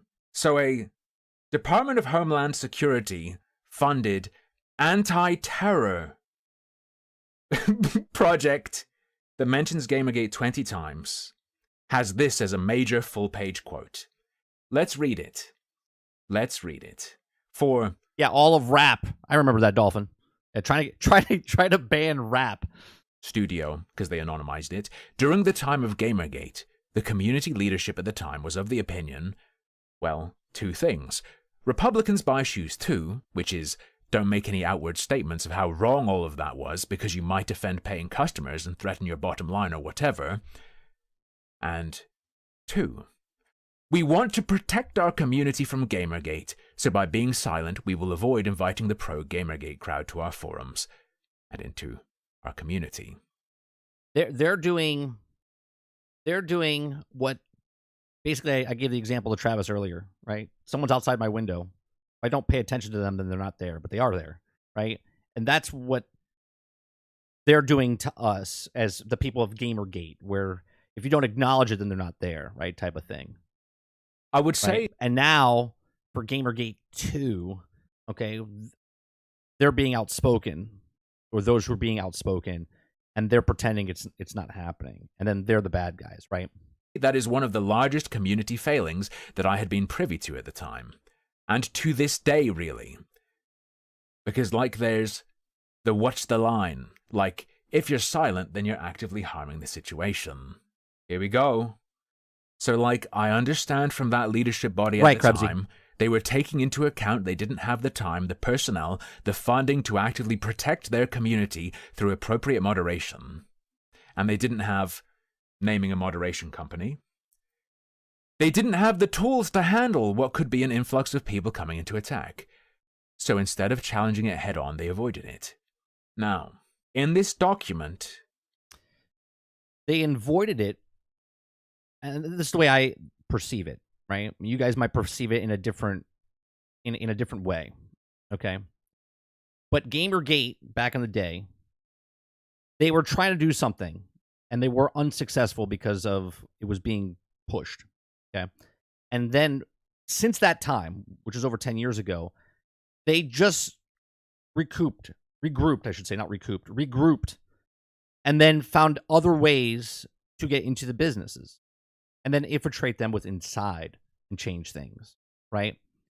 By making companies like a Sweet Baby Inc., like Gamer, okay, like a whole bunch of other companies. There's 14, 15 different companies, right? So they went on to a different way, right? The front door is locked, so I'm going to walk around and see if the back door is open, okay? That's what they've done, okay? They've disguised themselves as gamers. I'm one of you guys, hey, right? Yeah, Mario, Zelda, yeah, Halo, yeah, right? And now they're in position and places, and when they can't get what they want, as you heard the leader of Sweet Baby Inc. say, you have to terrify them. You got to show them that if you don't do what we do, well, then we'll show you that you're not going to get this, right? And it's going to affect your bottom line, right? This is what they said. So now I'm taking all that, what we just heard of all these other things that we've listened to, and now what they just said here, that's what they're doing. They're going through the back door. They've been rooted in here since 2018. Released as part of an initiative funded by the Department of Homeland Security, what is being pointed out precisely as a problem. And by doing that, though, they created this kind of safe space for pro-Gamergate folks to go and talk in private groups that were unmoderated because they weren't a part of the public forums. Weird. Hey! Government-funded document saying privacy? People's privacy is a problem? Weird! Really strange. This organization that pushes for new legislation has a document out talking about how dangerous Gamergate is, and one of the big problems was that people were allowed privacy. That's not fucking spooky at all. Yeah. And they were never really dealt with.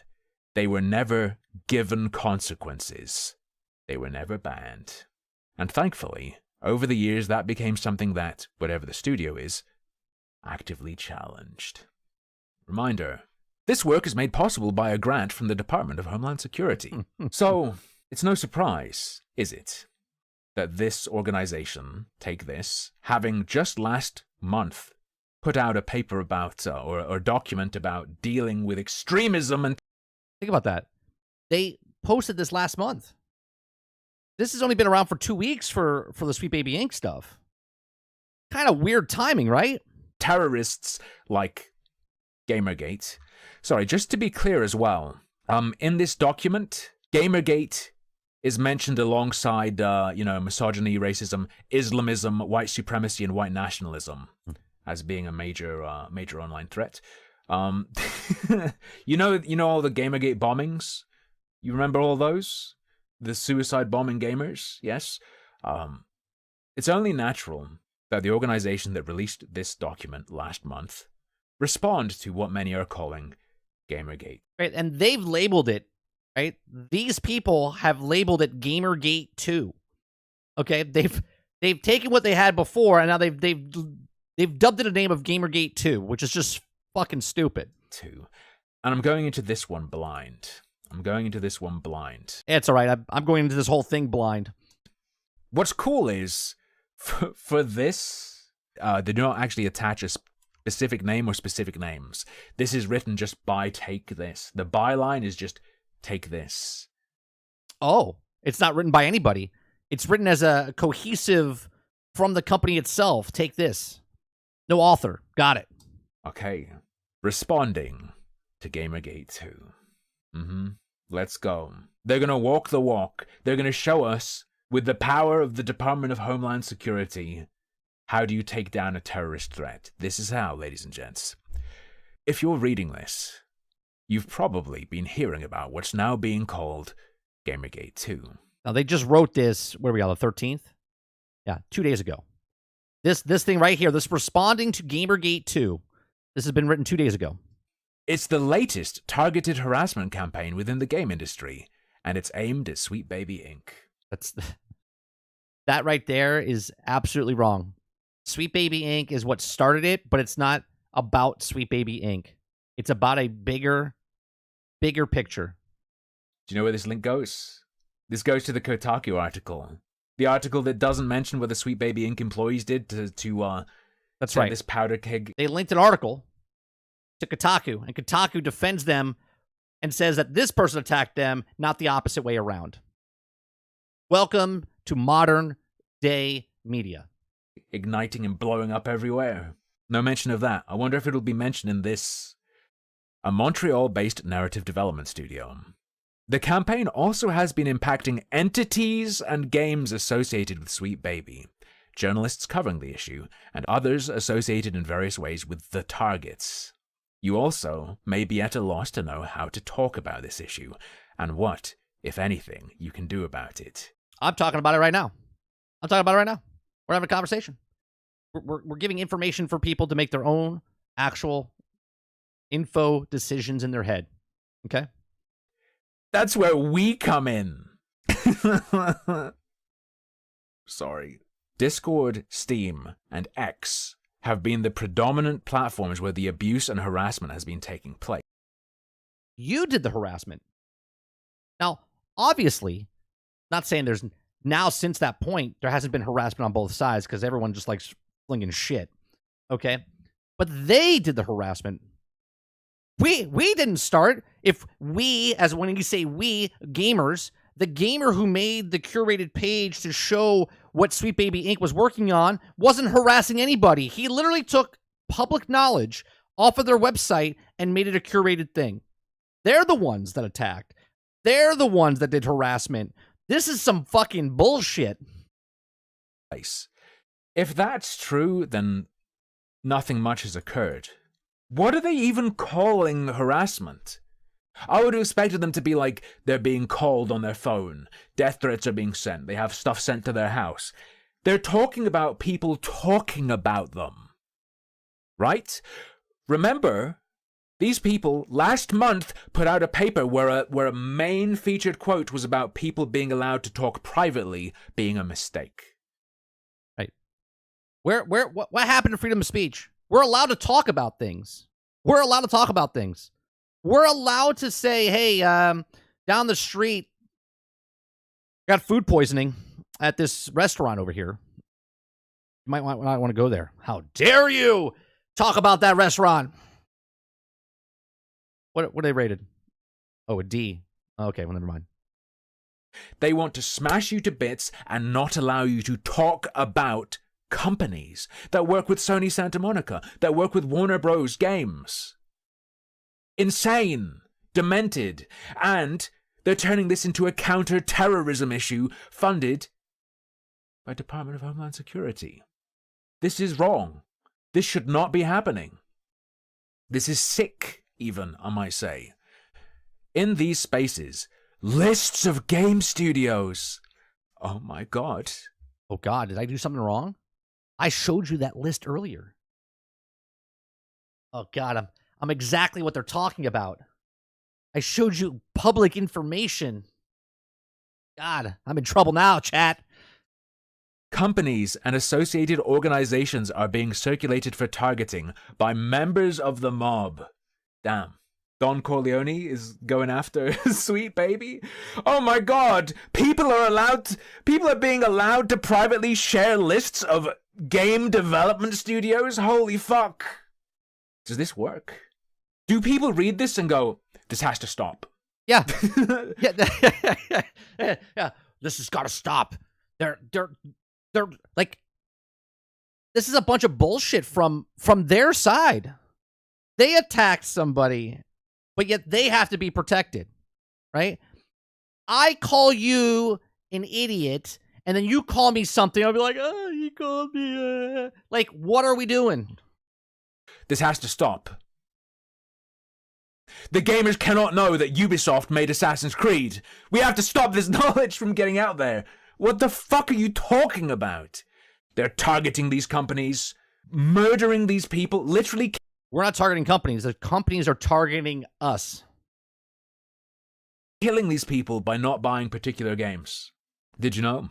Large-scale harassment campaigns. Can we have, like, an example of what's being called harassment? And see, here's the real part, right? Us talking about it is considered extremism. Us talking about it civilly, right? Just civil. Talking about it, what's going on, having discourse, having conversation is unfathomable, okay? You're not allowed to do it. We're not allowed to do what we're doing right now, okay? Are we in Germany, right? Back in the 1940s and 1920s? Like, what is happening right now? Okay? And the problem is, because of social media, because if someone says something, they're going to look at this, okay? They're going to look at this, and then all of a sudden say they're attacking. Like, what I'm doing right now could be considered treason in their world, okay, of having a conversation, okay? Because so far it's sharing lists of game devs. That's it. That's it. Just sharing a list of game devs that was publicly on their website. That's fine. That's literally fine. Large-scale harassment campaigns like this fuel, and are fueled by, political events. As political rhetoric heats up ahead of the US presidential election Oh, here it goes. See, this is where it bleeds in. This is where it bleeds in. I just want to come home and play a fucking video game. But no, these people, okay, have to make it about political, have to make it about presidential elections and all this other shit, okay? All I want to do is I want to give you money. I want to give you money for a game. Make a game, sell a game. Here's my money, take my money, give me product, let me play, let me get away from this shit. Can't get away from this shit, right? They gotta input it and all the stuff. Later this year, this kind of online activity is going to ramp up, and it's important to understand that these phenomena are interrelated. But the Sweet Baby employees going after some Brazilian dude that pissed everyone off, that's actually a coincidence. People weren't annoyed about that. Yeah, nobody was annoyed by it. Nothing to do with that. Trump actually did this. Trump did this. Trump did this? It's about Trump. Trump, by the way. Yep. Trump, terrorism, right-wing terrorism. Not the more mundane story of a couple of fucking cunt employees tried to get this Brazilian dude banned just for... That's right. A bunch of, as his words, bunch of cunts came in and made this about something more than what the guy was doing. He was just taking information off their public website and put it in one area where other people play video games to know about it. For making a list of games they'd worked on Steam, a curator page. That's not what set people off, is it? As scholars and journalists have noted, this is a YouTube video. Keynote, Toxicity and Extremism in Online Games. 368 views 1 year ago. Comments are turned off. Because we don't care about this stuff. Toxicity and extremism in online gaming's 368 views over a year ago. Man, my videos are doing much better than this. Off. And journalists have noted it too. Gamergate never died, written in 2019. Nice link to an actual schizophrenic. have noted the targeted harassment, hate, and cultural norms that were at the heart of Gamergate in the mid-2010s never, ever went away. People in game spaces, especially marginalized developers and content creators, face. I'm seriously asking this. I'm seriously asking this, right? Everyone in my chat, I don't know majority of you. I've never met you in real life. I just see some of you in your profile pictures, right? Your name gives me no inclination of if you're white, black, Asian, Hispanic, woman, man, child, okay? If you're bisexual, lesbian, okay, transgender, none of that. None of that is shown to me in my chat, right? All of us are in common. We like video games, okay?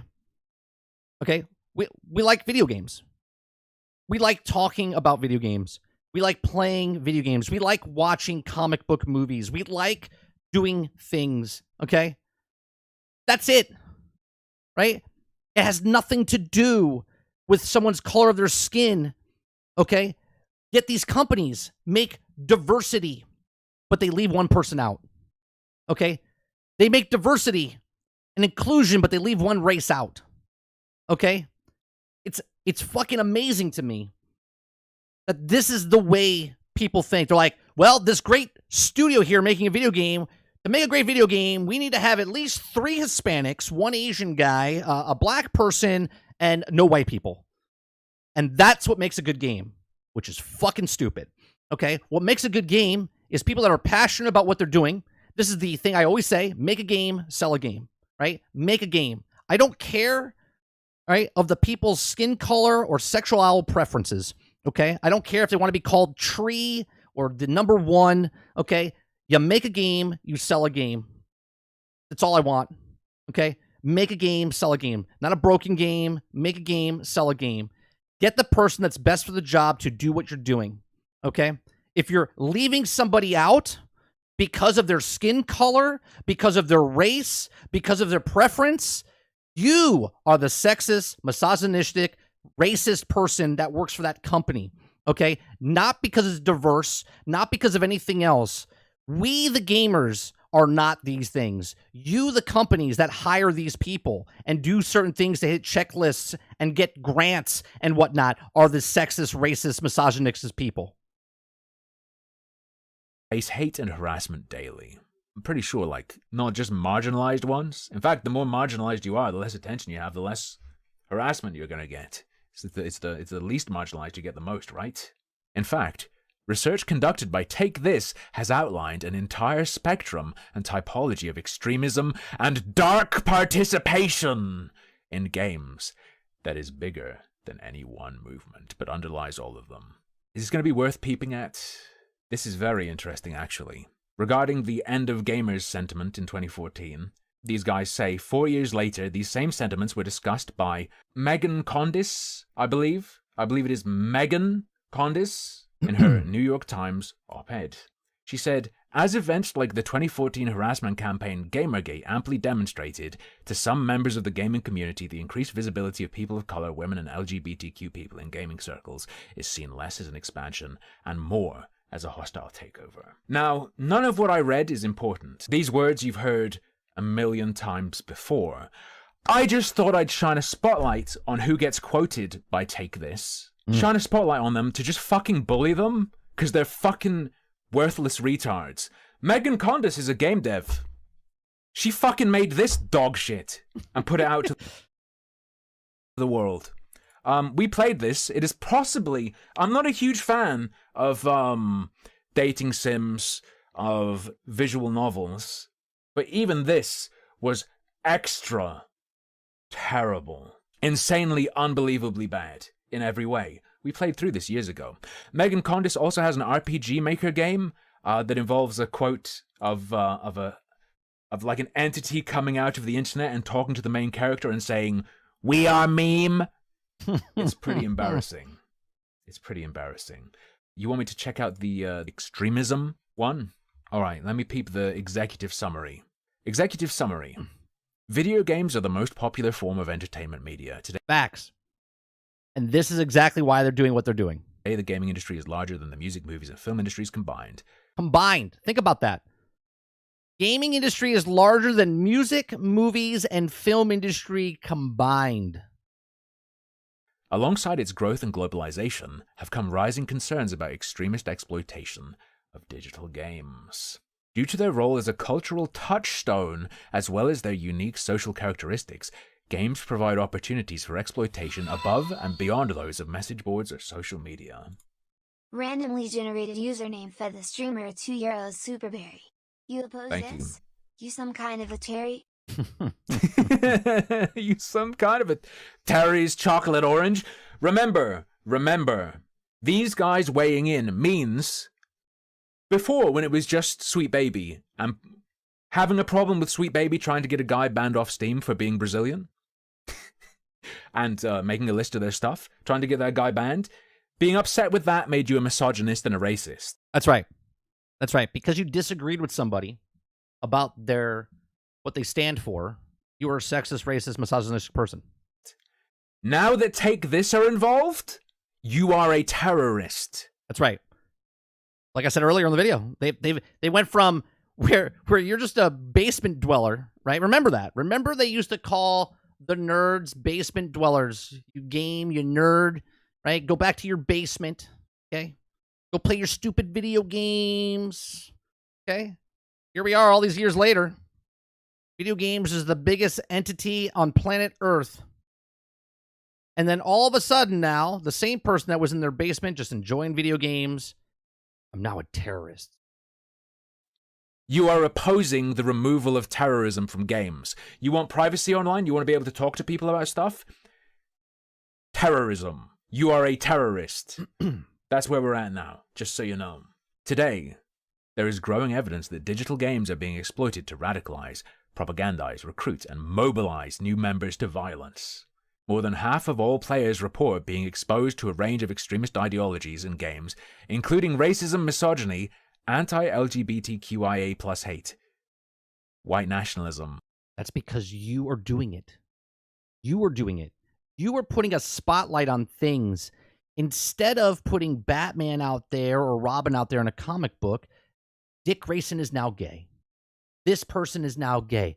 Aquaman is gay. Spider-Man is gay. Lesbian. Whatever. You are doing this, not us.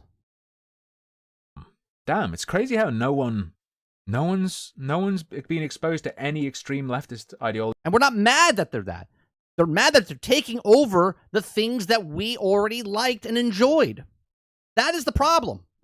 That is the problem. Whatsoever, ever, online. No one's ever tried to be an edgy boy with a hammer and sickle. Alien says, I don't agree with what those people are doing, but it would be hard for me to be racist since I'm mixed race, and I can't really be misogynistic because I'm a woman.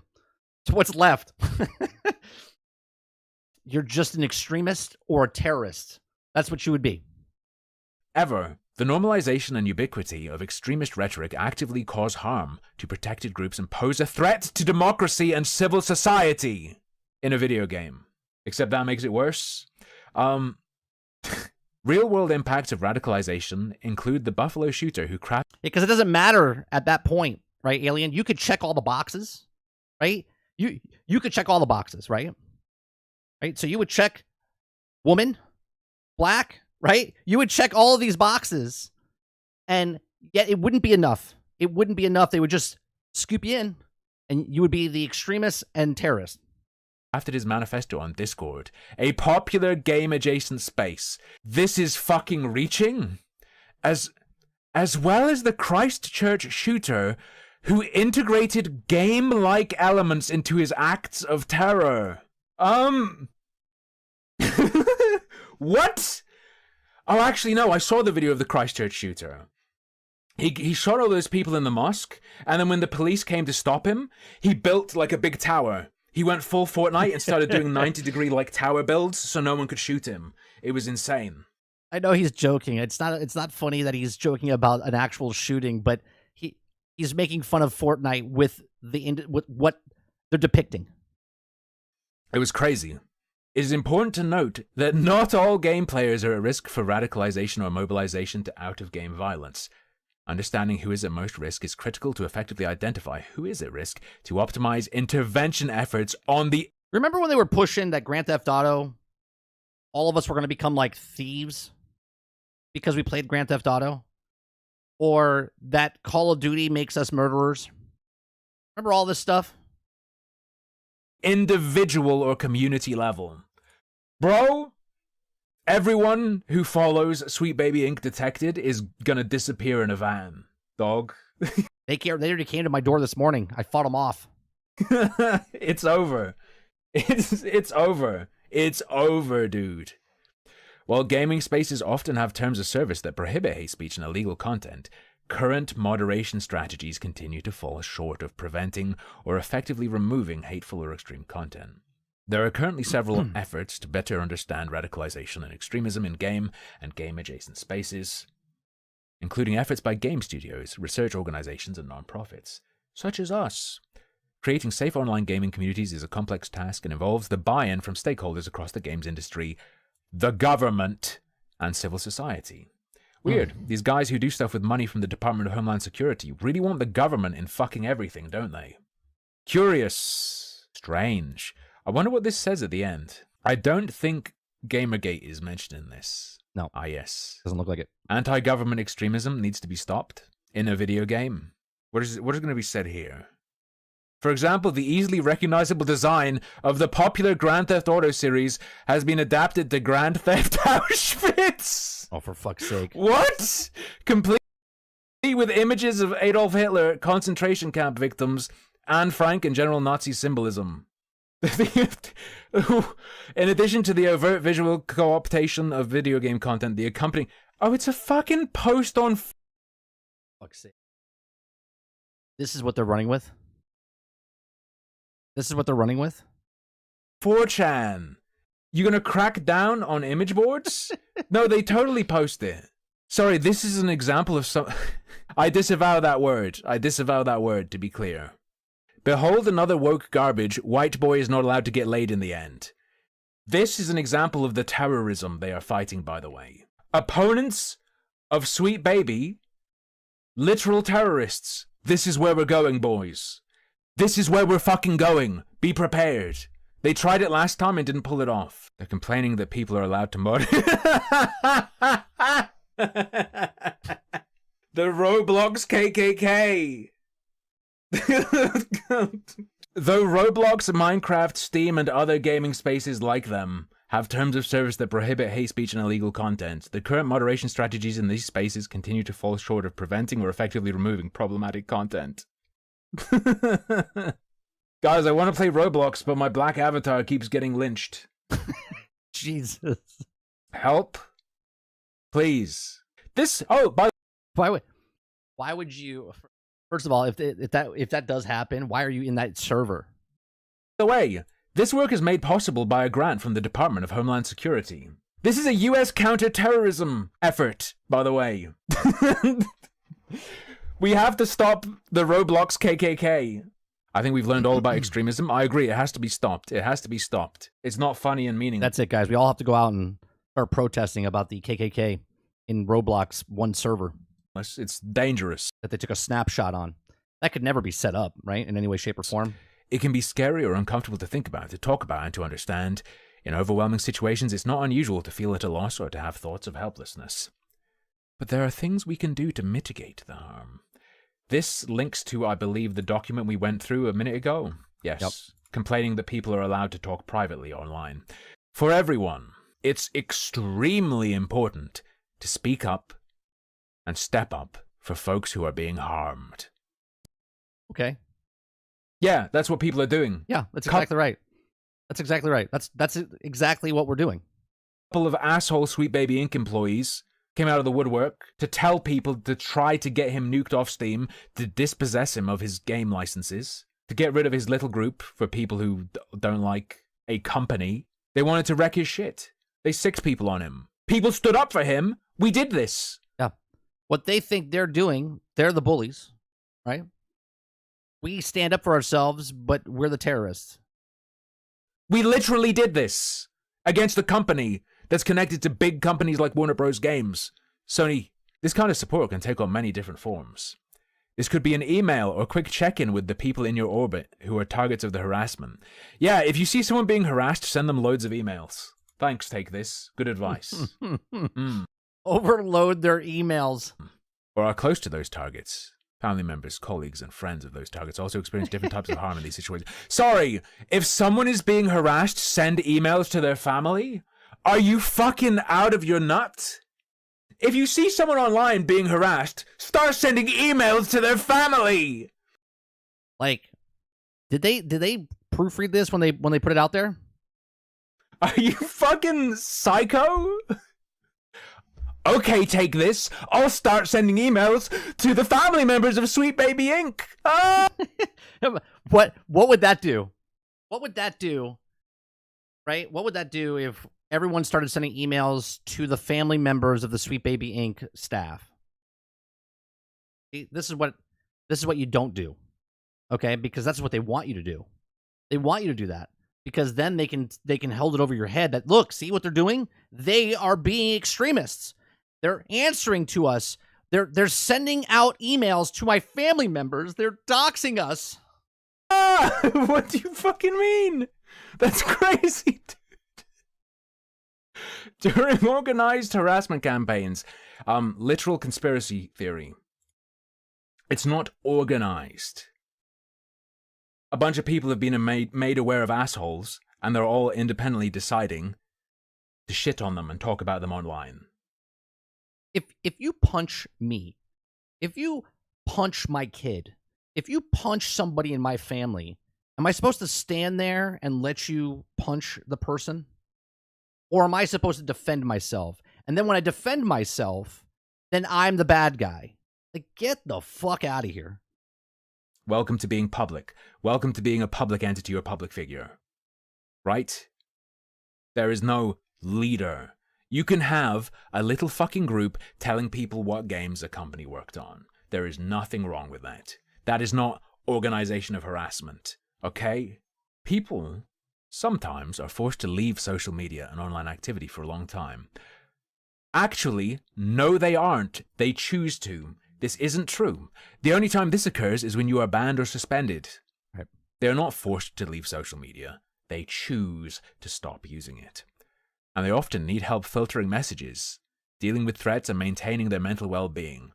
Actual South Park episode. Yeah. People of marginalized identities often already have some of these tools in place out of historical necessity. But the volume of large campaigns like this can I don't know what's happening in the bottom right-hand corner, but it's adorable. quickly become overwhelming. The still relevant Games Hotline website hosts a digital safety guide that can support people experiencing or at risk of experiencing targeted harassment. Like, just close your eyes. For industry leaders, you may be inclined to be quiet or cautious, but that's actually not helpful. As noted in our resource, Empowering the Game Industry, this is the same one again, yes? Yes. Games Hotline. Is this the feminist frequency one? Oh, It shut down. Guys, it's still totally relevant. Yes. This totally is the one that shut down because it was connected to feminist frequency, right? Respec. Yes. Accountability support. And then look what they're connected to. This is connected to what we did. He just found it, right? This is connected to what he's just reading. And then look what's connected to those. Yes. This was the website where you could sign up and say, I'm an online harasser, I'm a terrorist, help me. That's what Respec was. That's accountability support. This is where you go and say, like, I'm a cyber rapist, help me. That's their legacy.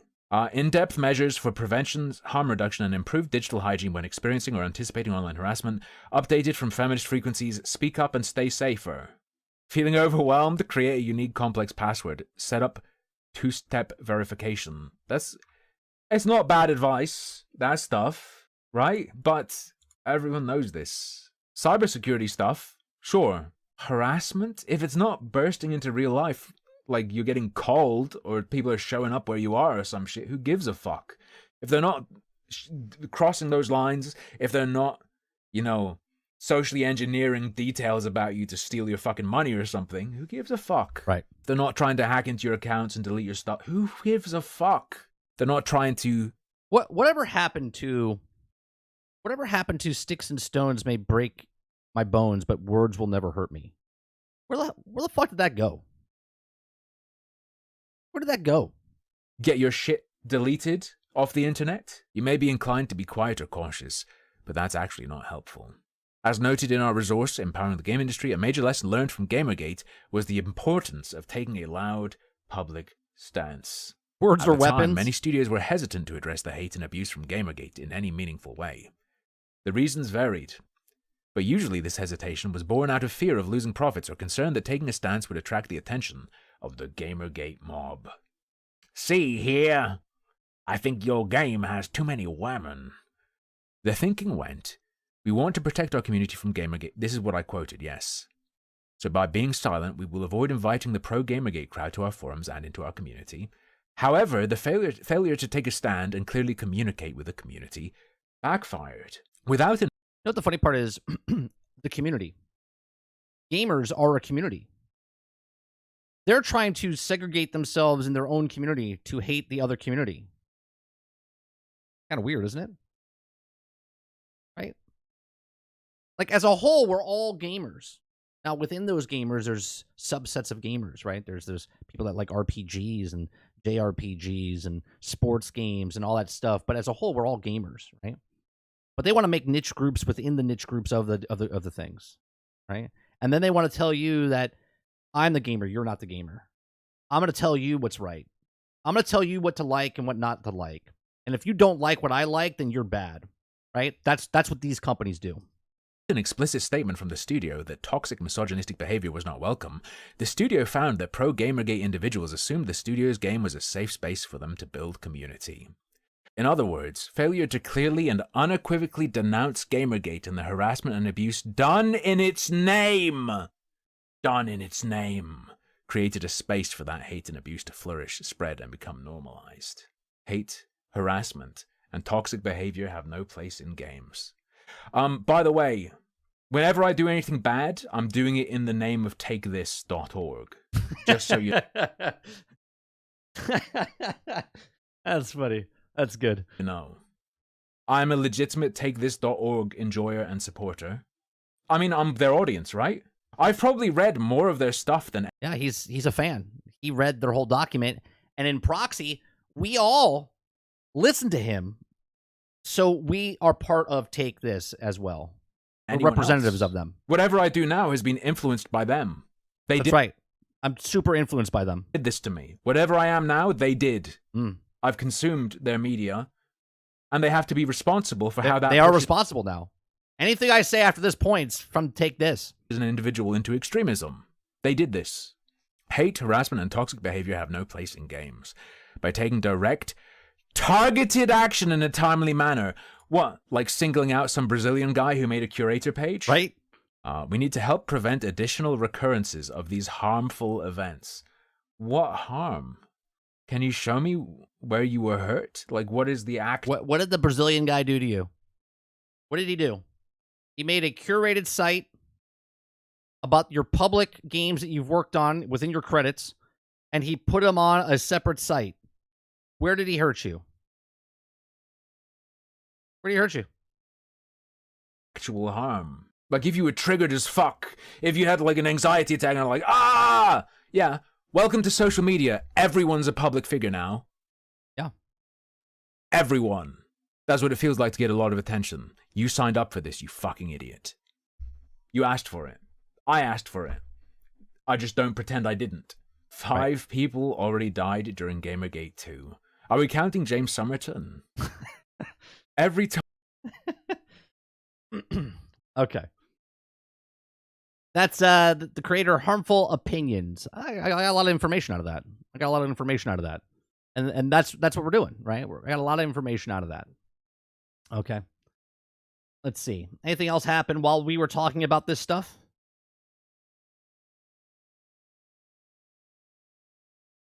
Okay, there was one more video.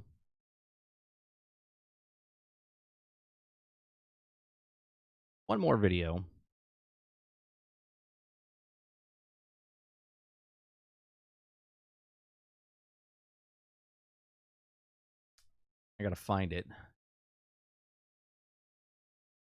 Do. Let's find one more.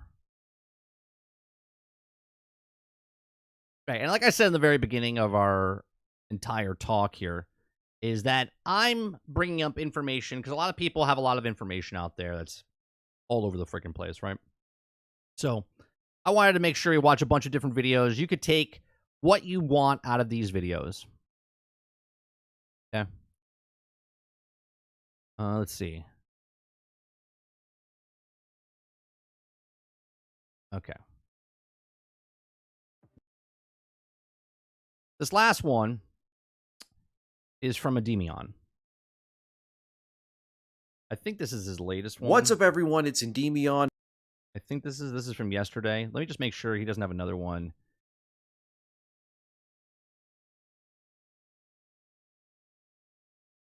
Okay.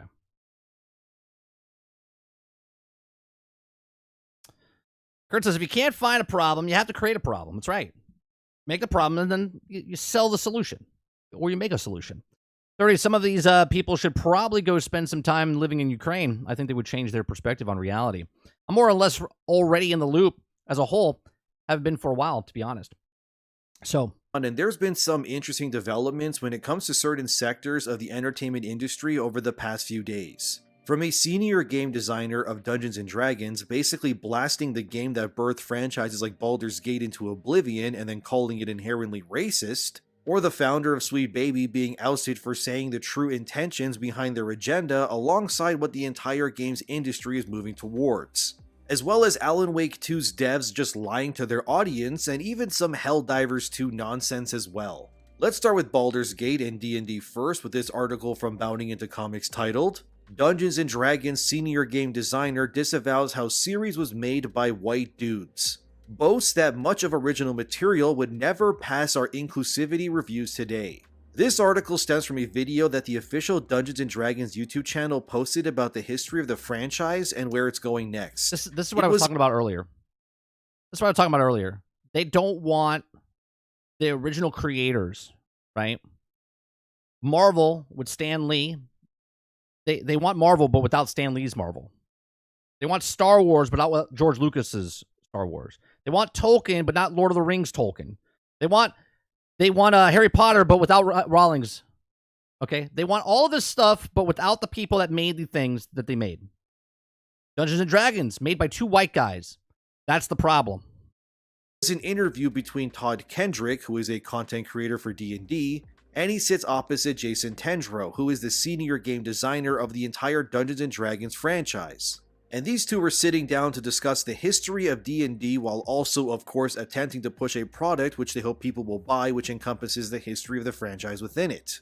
And near the end of the almost 40-minute discussion, Kendrick decides to pull the conversation towards how D&D was inherently a very racist and white male-dominated franchise for decades, and that they, alongside many others working at Wizards of the Coast, have worked tirelessly. So let me get this straight. When D&D was popular back in the day, and all types of people played it, but because it was made by white people, that's the problem. Even though you can make your characters and go through stuff with monsters and goblins and creatures and... Got it. I just want to make sure. To undo the concepts and history of D&D's very white male legacy. It's a very pathetic ending to the interview, because not only does it show that Wizards of the Coast as a whole has their heart in the wrong place, but proves time and again that these companies will genuinely virtue signal themselves into the grave before standing up to the woke mind virus that grips their entire existence. D&D, in case you don't know, was made by two white guys named Gary Gygax and David Arneson in 1974. A whole whopping 2 decades before I was even... That's 4 years before I was born. So this franchise is pretty old to begin with. And 50 years. I genuinely hate how so many franchises are attempting to forsake their legacies simply because white men were involved in making it. Not only do I find that disingenuous, but also extremely pathetic as well. Because it doesn't matter how diverse or how many genders your current employees claim to have. That's right. They can never change the fact that Dungeons & Dragons, like other franchises such as Star Wars or Marvel Comics, all these franchises were created by white men. And while that's not me trying to play some gotcha or anything, it's simply stating that the facts are the facts and history is what it is. You can sit there and cry about it, saying it's somehow racist that white men came up with so many beloved franchises and ideas, but doesn't change the fact that history is what it is. Of course, in today's current modern era, history doesn't seem to matter at all anymore. And oftentimes it gets malformed and What is that? What does he identify as? This creature? Think he cares? I don't think so. contorted to fit whatever twisted ideals the current guard in charge of these franchises want instead. In D&D, being made by white men in the 70s is somehow a bad thing. Already out of the gate, this interview shilling their book is giving a bad look. And if you even look at the comments on that YouTube video, by the way, you got people saying stuff like this. This is a great play-by-play acknowledgement of how Wizards of the Coast has ruined Dungeons & Dragons. And they're sadly right, because nothing pains me more than to see people sitting there having to apologize for what they look like in order to ensure they're not fired or cancelled over it. There's nothing inherently wrong with the fact that D&D was made by white men, and sadly at one point during that discussion over the legacy of D&D, and the inherent racism of it because white men made it, Jason Tondro says that concepts like the fighter class were updated for modern audiences. Because originally, the class was called Fighting Man, because according to Tondro, the majority of people who played D&D back in the day were men. Specifically, in his own words, they were all white dudes from Lake Geneva and the Twin Cities. This pointless virtue signaling by Tondro is not only stupid, but shameful. This is like the same thing they did in San Francisco, where they changed the manhole covers because they had man in them. And they made it utility covers instead because somebody was fucking offended that the manhole covers had man in it.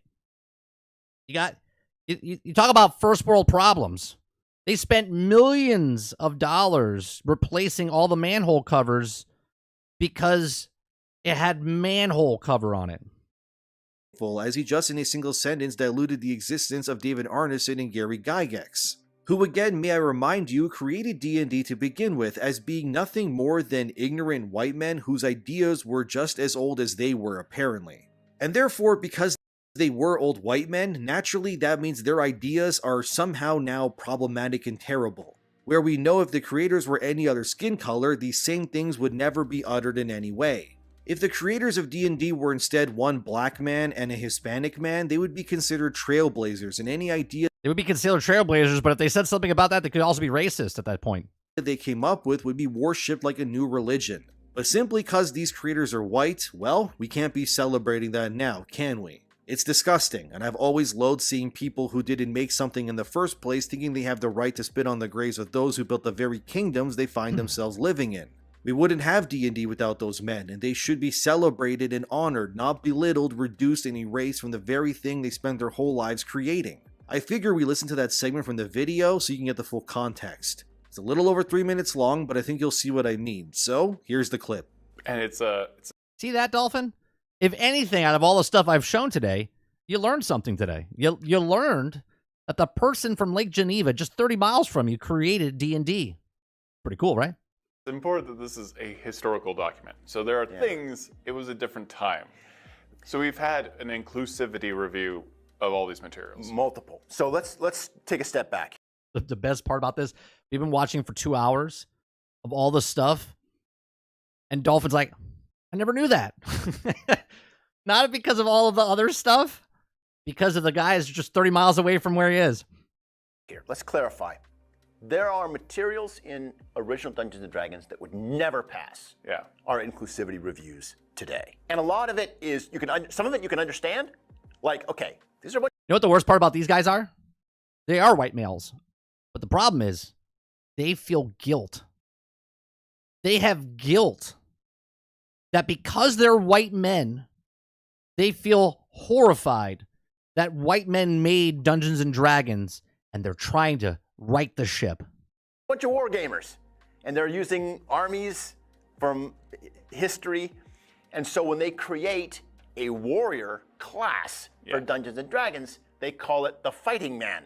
Oh, the Fighting Man. Oh, can't call it man. There's other people. Right? Because that's what they were used to, and they were all men. They were all white dudes from Lake Geneva and the Twin Cities. But that's just the tip of the iceberg, right? Like there's a lot of material in this book, and I won't go over all of it, but it would not pass our inclusivity reviews today. The inclusivity reviews. We couldn't change it. It's history. What we can do is acknowledge it and show how far we've come, because that's not D&D anymore. Yeah. Right? D&D gets more diverse and has a larger audience every day. The more diverse the game becomes, the more people of different genders. And that is what the corporations say, right? Because the more diverse it comes, the more people can potentially buy it. But let's take a little quote from Helldivers that just came out recently. A game for everyone is a game for nobody. Okay? Plus, Dungeons and Dragons is you can literally make anybody you want. You can make it look or sound or be anybody you want in Dungeons and Dragons. This is insanity. Genders and ethnic backgrounds and faiths see themselves in the game. Then they go make their own versions of the game, and more players start to see themselves represented in the game. The more diverse the creators get, the more diverse the players become, and that's the way it should be. As you can see, Jason... Because I identify as that lizard guy right there. That's what I identify. You guys can't see? You can see, right? I look like him. Me and him are like twins. That's what I look like. Jason even says with a straight face that the majority of what D&D was known for would not pass their inclusivity reviews these days. All that tells me is that what was once considered the Bible of Dungeons and Dragons, which permeated into other franchises like Baldur's Gate, for example, are now no longer deemed worthy and must be changed and contorted to fit the modern audience viewpoint. Everything said during this segment was disrespectful and pathetic, and I can smell the soy in these men's veins just from their words alone. If everything D&D was built upon is nothing but problematic and bad in their eyes, then why even attach yourselves to D&D to begin with? Why not go make your own thing that may be similar? And that's the thing. Why not go make your own thing? I can't do that. If I go make my own thing, there's a possibility that it won't be successful. So I have to take something that's successful and then make it into what I believe it should be instead of just letting it be. Similar, but without the D&D moniker attached to it. Well, we all know the answer to that, don't we? Because most of these people aren't talented enough to actually make anything of importance on their own. And instead, they need to piggyback on things that were made by far more successful individuals, like the creators of D&D, because otherwise their ideas and concepts would fall flat and never go anywhere. I would love to see a competitor to D&D that is completely separate and just full of woke identity politics. I genuinely would be excited for that to happen, because then I could sit there and watch in real time as that concept would fail. And Right. They would put something out and push what they're trying to push, and no one would buy it, right? No one would buy it, and then what would they do? Instead of just admitting to themselves they didn't make a game, sell a game, whatever that is, make a book, sell a book, make a movie, sell a movie, okay? They would say, well, it didn't sell because, well, the white man are racists or sexist or misogynistic. Everybody would lose their jobs and the entire concept would just fade into obscurity. But this is what these sorts of people do, and I don't need people as in certain skin types either. Because clearly the two men here opening their butt cheeks and dropping some gravy on D&D's legacies are obviously white men themselves. And this is what I mean when I say that wokeness is not just a word or something, it's a mind virus. Yeah, I agree with that. It's up here, man. It's up here. It's a concept that, over time, rewrites the critical thinking pathways of someone's brain until all that's left is someone with NPC-like behaviors, who can't think or act for themselves in fear of retaliation. And I think it's actually great that this particular interview anyway has two white guys being soy milk bitch boys on it as well, because it proves that the mind virus can infect anyone regardless of color or creed. And this is not a fight of white man versus black man or whatever people want to say. It's a battle of the mind. A crusade against the evils of ideology that is killing and mutating everything we love into these mindless, lesser husks we see today. Need I remind you that back in 2023, Hasbro, which owns D&D, laid off 800 people across the company. Then, near the end of 2023, they laid off another 1,100 workers, which severely impacted places like Wizards of the Coast. That's around 20% of Hasbro's entire workforce evaporating and being removed within a year. Yet, they'll have you believe that Wizards of the Coast and Dungeons & Dragons especially is going very strong still. Well, if that were the case, you wouldn't be laying off so many... You wouldn't be laying off so many people. And if it was going so well, think about the mindset, right? Someone writes something. Let's just say they write some diverse thing, right? They think it fails because it's diverse. That's not why it fails. It fails because it's a shit story. Then no one buys it. If that was the case, that everyone's there and they're about not buying the diverse stuff, then it should have sold, right? Because all the people that want all that stuff in the game would have bought the product. But the problem is those people are not buying the product because those people aren't the fans. They're going for like this invisible market, this percentage of shit that doesn't exist. And when it doesn't sell, they blame the people that were there that were buying their product. People that worked there, would you? Also, during those layoffs, Baldur's Gate 3's director and owner of Larian Studios, Van Vink, even publicly acknowledged the layoffs on Twitter, and was devastated to hear that the majority of the people he worked with when first conceptualizing BG3 have all been laid off from the company. So how can such a successful game tied to D&D do what it does and lead to layoffs? Well, the answer is that simply Larian, of course, is not a part of Hasbro. They're a private company. And while, of course, I'm sure Hasbro gets a portion of the revenue from BG3, clearly even then it wasn't enough to save the burning empire that is Hasbro in all forms. So how can D&D be failing as much as it is and laying off so many people? Why aren't people supporting D&D as much? What's the issue? It's simple, of course, because they've been infiltrated by the mind virus. And time and again, whether it's race-swapping Aragorn and their Lord of the Rings card sets or these stupid... Right, remember that? They race-swapped Aragorn. Inclusivity reviews, which are... Did you see the news story? What's his name? The guy that played in Breaking Bad, not the main actor, Giancarlo, no, what's his name? I forget his name. God, I forget his name. The actor, the black actor. What's his name? He was in Mandalorian as well. He played the bad guy. I can't think of the actor's name. Chat, help me out here. Anyway, you know who I'm talking about. Someone will say it in chat in a second. Okay? Esposito. Thank you. Right? He's up for... Right, Giancarlo Esposito. Okay? He's up to play Professor Xavier in the X-Men. Okay? And people think that we're angry because it's a black guy playing Professor Xavier. But did you hear what they want to do? He said that he doesn't want to play Professor Xavier in a wheelchair. Well, Professor Xavier is a guy in a wheelchair. That's who Charles Xavier is. One, he's a white dude, bald white dude in a wheelchair. Okay? But now they're changing it. No, he doesn't want to. No, he doesn't want to play in a wheelchair. Okay? Like, think about that. He doesn't want to be in a wheelchair. Dictated and conducted by people with jobs that shouldn't exist in the first place, it's clear that all of the pandering, erasure of legacy, and changes to... Like, the problem is not the black guy playing the character. They're just changing the character up. The core design documents of what makes D&D is doing nothing but pushing people away. D&D, like so many other legacy franchises, have effectively alienated their own audiences in the same way as they always do. Reject the people who made you what you are and be stupid enough to believe that there is another imaginary audience out there who will support you instead that fits your agenda and politics. The easiest term to quantify what they want is that they're chasing the modern audience, which time and again doesn't exist anyway.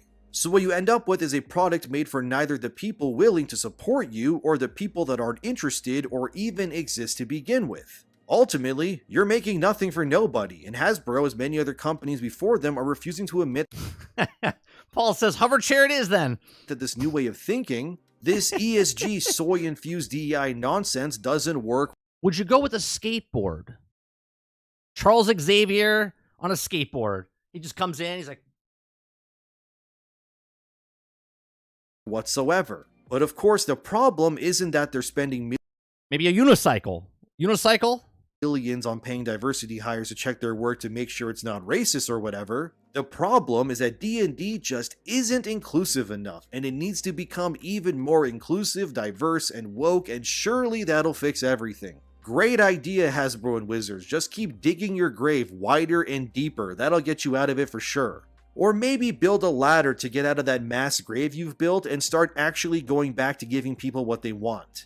Because clearly what you're doing has done nothing but cause almost 2,000 people to lose their jobs instead. And how Tondro said it during the interview here solidifies everything that's wrong. We couldn't change it, it's history. What we can do is acknowledge it and show how far we've come, because that's not D&D anymore. That's not D&D anymore. That is D&D. Man. What do you mean that's not D&D anymore? That is D&D. And it's the same tired concept over and over again, isn't it? The first step is this franchise is for everyone. Go make something else. This is Dungeons and Dragons. This is Star Wars. This is Lord of the Rings. This is insert famous popular IP here. Okay? Go make E&E. Okay? Go make C&C Music Factory. I don't give a shit what you make. Don't change the stuff that's already here. That is the problem. Not the other stuff that they make the problem be. So a bunch of people come in to enjoy the hobby. Then certain groups that are let in due to gatekeeping being abolished suddenly start demanding changes to the franchise they've recently entered into. Then those groups quickly, through threats and strong-arming, gain a foothold within that franchise and announce we need to make this franchise more inclusive, and they end up taking control. Then the creators of the franchise are eventually abolished and the history of the franchise is rejected and altered to fit a new agenda. You could argue, was I even talking about D&D there? Or was it Star Wars, Marvel, DC, a certain... That's right. Everybody dance now. Video game franchise?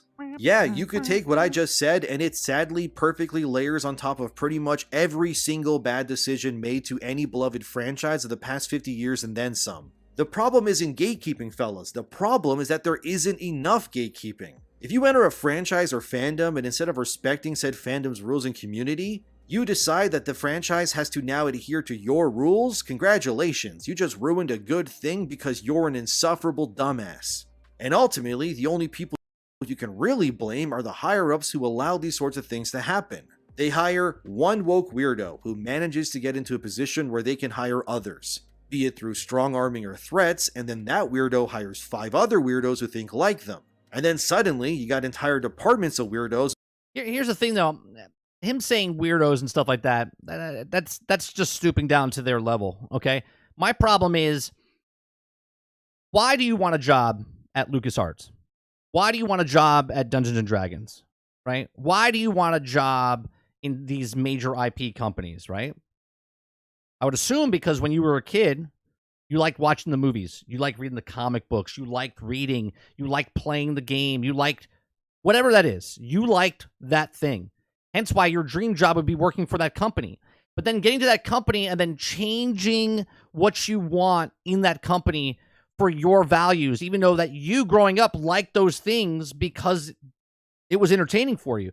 But now you're there trying to change it. Why? Why don't you start your own thing? Look at what Eric July did, okay? Eric July, those of you guys don't know, made the Ripperverse. He didn't like what they were doing to his comics anymore, right? As a fan, he used to buy all the comics, used to do all the stuff. He decided to put his money where his mouth was. He didn't want to support, hasn't bought the DC or Marvel comics in years, and decided to start his own comic company.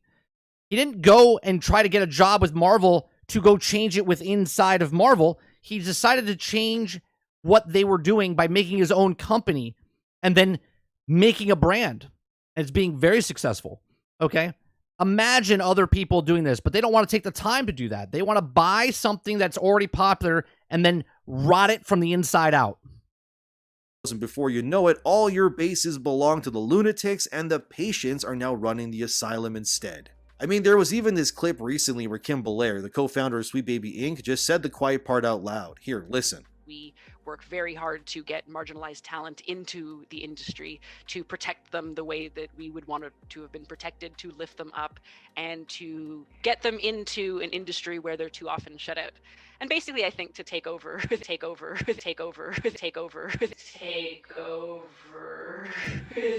the hopes that some really dope people will be able to lead. See?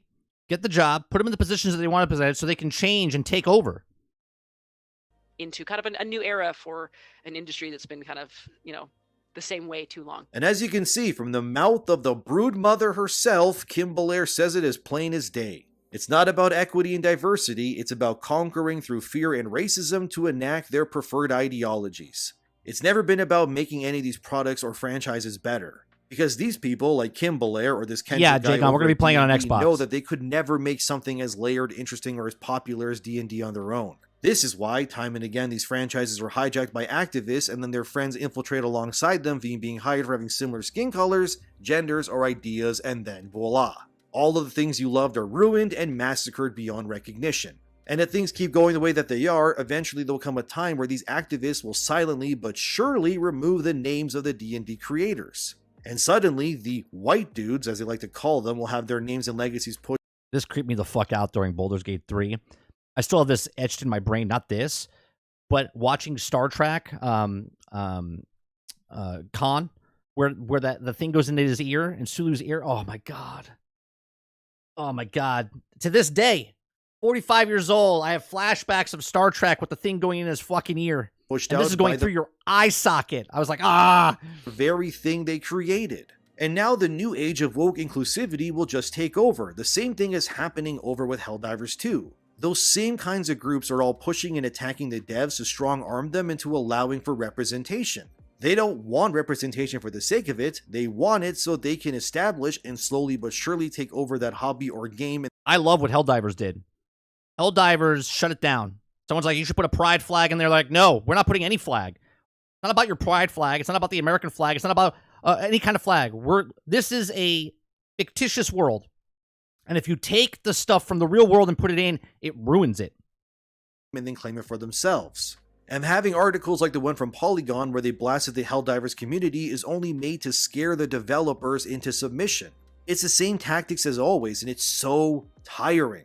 It's either you fall in line and play by our rules, or we will write hit pieces on you over and over again, until you eventually crack under the fall in line pressure and kiss our feet like the good pets you are. And I find that disingenuous, disgusting, and very messed up to say the least. In that Polygon article, by the way, they interview players who are actively within the Helldivers community. Of course, the only people they actually interviewed were people who came from certain communities like LGBT ones. Because, obviously, That's the problem, Mo. This is why they shouldn't do that stuff. Like, Metropolis and the DC universe is not our world, you know? Polygon wanted to paint a narrative that strengthened their points and proved their article right. So naturally, everyone interviewed either identified as trans or whatever else, and they said stuff like, and I quote via Polygon, "Players have found other ways to combat the hate. The Super Earth Says Trans Right Discord server, a queer-led group of 70 current members, is one of the several sub-communities that sprawled outward from the official Helldivers 2 server. The channel Bigot Watching collects hundreds of messages and interactions where users in official Helldivers 2 channels, such as the Helldivers official Discord, had insulted members of the Discord using slurs and threatened them via DMs. In screenshots shared with Polygon, these users had explicitly used Nazi speech to primarily target trans and furry folks, as well as using images of related paraphernalia such as SS uniforms in their profile pictures. Developer Arrowhead did not respond to Polygon's request for comment about any of these issues in time for publication. The problem here isn't actually the bigots, those are an unfortunate fact of life that can never be fully eradicated. Sure, there's always going to be people that are actually bigots. There's always going to be those people, but that's not 99.9% of the people. That is 0.01, okay? User Bapanada said over Discord. The problem is that Arrowhead's official spaces have made the deliberate decision to silence LGBTQ+ voices under the guise of banning any political discussion. As if people's identities are political, and as if this game was not created and marketed as a heavy-handed piece of political satire, end quote. Of course, I'm aware that every community will have bigoted people in it. Like those quotes said, it's impossible. Right, well, there's people that are bigoted, and then there's just trolls, right? There's people that can just say whatever they want, and then they think that's the bigger part of the community. Possible to rid the world of any ideology fully. But I do find it interesting that one of those groups they spoke to had an entire sub-channel in their Discord that was designed to collect anything they deemed problematic within. And ultimately, I think the reason for that is simple, so these messages, or whatever, can be used as ammunition in order to strong-arm developer Arrowhead into bending the knee and giving these groups what they want. And when I attest these Helldivers debacles when comparing it to the Baldur's Gate D&D historical nonsense discussion, is that it's not just enough for, let's say, a trans or gay group within a game's community to exist. They have to exert their influence and existence onto others to force them.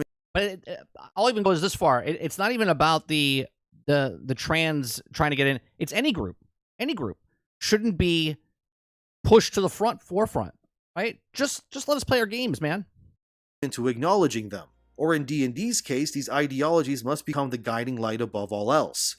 And if that's not allowed, then these companies get strong-armed into acting the way these groups want. So while again I don't condone bigotry per se, I will play devil's advocate here for a second and ask an uncomfortable question that others will likely do because they will shy away from such talk. Could those players just be racist and that's it? Or are they like that because they've seen what happens when you don't gatekeep enough? I do think there is definitely a layer of bigotry to the debate, of course it is. But like always, I do try to see it from all sides and say the uncomfortable parts out loud because I think it'll lead to a more interesting conversation. If D&D's creators and such were more vigilant when it came to gatekeeping, could that have prevented the sorry state of their franchise that it is today? And I don't mean by banning gay or trans. The reason water is because, for instance, they see that this is popular. And because this game is popular, they're like, well, this is popular, so they can use that as we can use this to springboard our message, right? That's why they infiltrate the IPs that we love. Because if they just go make a game that's speaking to what they want to speak of, no one's buying it. Very few people are buying it because it's not entertaining, right? It's propaganda. It's gaslighting stuff. But if they see something that's popular, they're like, well, let's throw stuff inside there, right? Let's do something in there because then it'll get a bigger reach. People by keeping the franchise as non-political as possible. And I know some will say, well, being gay or whatever isn't inherently political, which sure you could say that to an extent. But the reality is that groups like these have made it their mission in many parts to push their influence into politics, schools, entertainment, and so on. So while maybe before these concepts weren't political, they have definitely become politicized themselves over time. It's a touchy subject, I know, and there's not a clear answer for many. But I do think the best thing most of these companies could do is adhere to what Arrowhead Studios is doing with Helldivers. Just reject all the politics and keep it neutral. Bring people together through gameplay and leave all the nonsense behind, but like always, it's never enough. And that's what we're seeing. Helldivers 2 is the latest game being majorly attacked and pressured by journalists and communities to abide by their rules. Because if they could do it in D&D, Star Wars, Marvels, and more... Right, what's Helldivers? Right? If they can get into Star Wars and Star Trek and Doctor Who and everything else known to man, that's these giant IPs, what's Helldivers? Why not also Helldivers? Yeah.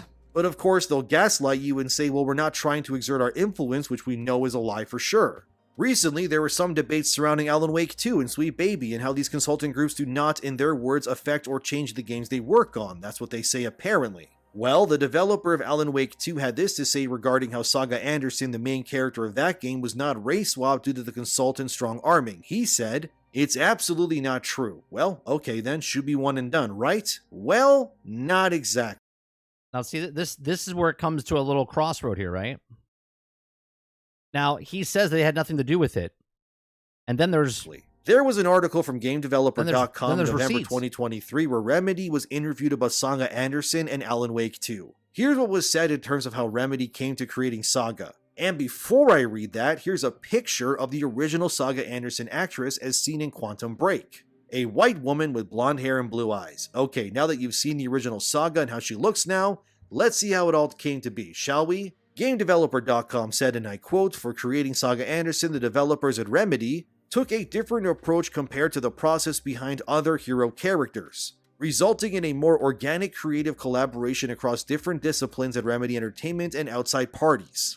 Along with working with story and narrative consultants Kim Belair of Sweet Baby Inc. to refine the character voice and story arc. The key creatives..." He just said they had no influence. And yet the person that just spoke and said, we try to get people into certain positions so they can get it through, so they can take control. Of Alan Wake 2 also worked extensively with the actress playing Saga Anderson, Melanie Libbard, who offered suggestions and other insights that led to the Saga Anderson scene in the final game. "I think that it took us a long time to find Saga," said Kyle Rowley, director of Alan Wake 2 on the character. It was an interesting process. We had an idea in our head of what the character could be. But then, as the character evolves over time, being open to changing her based on input from the actors and from external sources really opened things up for us. See what happens when you lie. You got to make other lies instead of just saying the truth. Okay? Now, obviously, there's pushback here. He came out and said that's absolutely not true, but yet it is true. Okay? And there is reasoning behind certain things. And they forget that they do certain interviews with certain things and what they said and what's quoted and what's not quoted instead of just saying what you said. Okay? I think that's important for us as a studio to be okay with because we don't do it very often for our characters. This idea of how to create a new hero character, so it is kind of a big moment for us. And it was definitely interesting for me going through that process, end quote. So, Kyle Rowley lied through his teeth and they openly admit that yet again, Sweet Baby clearly strong-armed them into turning Saga from... See, now that makes the person that you might like Alan Wake, and you still might like Alan Wake too, okay? You might like the studio of Remedy. But when people go, it's not a big deal. It doesn't matter. Maybe it doesn't matter to you, okay? Whoever it is out there, okay? Maybe it doesn't matter to you. But if I'm a fan of an IP, which I'm not of Alan Wake, and I honestly, personally don't care about this particular scenario, but I do care about the scenario itself, right? I'm a Luke Skywalker guy. I love Luke Skywalker. I love what he stood for. I love Spider-Man. I love what he stands for, okay? None of those things is because they're white guys, okay? I like the character of what that person is, okay? And then they go and change the fundamental features of these characters, okay? And that's the problem. The problem is that you might not like Spider-Man. You might not Luke Skywalker, okay? And then when they change Luke Skywalker, you're like, what's the big fucking deal? It's just a movie. It's just a story. It's just this. Yeah, to you, because you're not a fan. It didn't touch you the way it touched me or touched somebody else, okay? Growing up and reading or watching these movies, okay, it's a big deal to the people that are the fans that it gets changed to, okay? But everyone's just like, it's no big deal. I don't know why you're getting all... It's just man babies crying. It's just these people that are just... They have better things to do with their life. Life overlaps into what our hobbies are now. The things that we get to watch and play is now crossing over to get away from, right? I don't want to be political. I don't want to be all this stuff. But yet they just keep bringing it in. Why? Because that's what influences people. That's what changes people. Hence why they do what they do. From white to a black woman. The reason why I'm showing you this, and here I'll even put the page on screen here, which was neatly provided via Twitter user DakaDaka's account as shown here, you can see as plain as day that the influence of an activist like Belair led to Remedy changing Saga because she strong-armed them into doing so. And if they didn't, she would likely blast them to other colleagues in studios like she said previously in the past if she doesn't get her way. What I've shown you today is proof enough that there is a constant push by groups to force everything to bend to their every whims. Whether it's Dungeons & Dragons, Helldivers, or even soy milk games like Alan Wake 2, which I unfortunately beat myself and hated it, a lot of these games are disingenuous. And D&D and Alan prove that there are activists at play working to take over the gaming industry in order to transform it into a shadow of its former self. And Helldivers' controversy proves that if you don't play ball and submit, your reputation is attacked and your credibility is questioned in articles and blasting almost constantly. Yeah. If you still don't believe there's an agenda at hand, then you're either blind or willfully ignorant to its existence. Video games are being ruined before our eyes, and we need to keep them accountable with our wallets and keep ourselves as informed as humanly possible. Otherwise, you'll end up like D&D, a corpse of its former glory with diminishing returns. Right. While also willingly ignoring the creators who made it in the first place, all because of their sex and skin color. There is a rot in this industry, my friends, and I intend to flush it all out. As always, thank you for watching, subscribe, like, and share the video, and have a great day. Thanks to my patrons as always, and I hope you enjoy some non-soy-filled video games on this fine day. I'll see you in the next one. All right, so there's a Demion. We watched his video. We watched a bunch of videos. I gotta add his to the list of. Let me edit that real fast. I gotta edit. Let me add him to.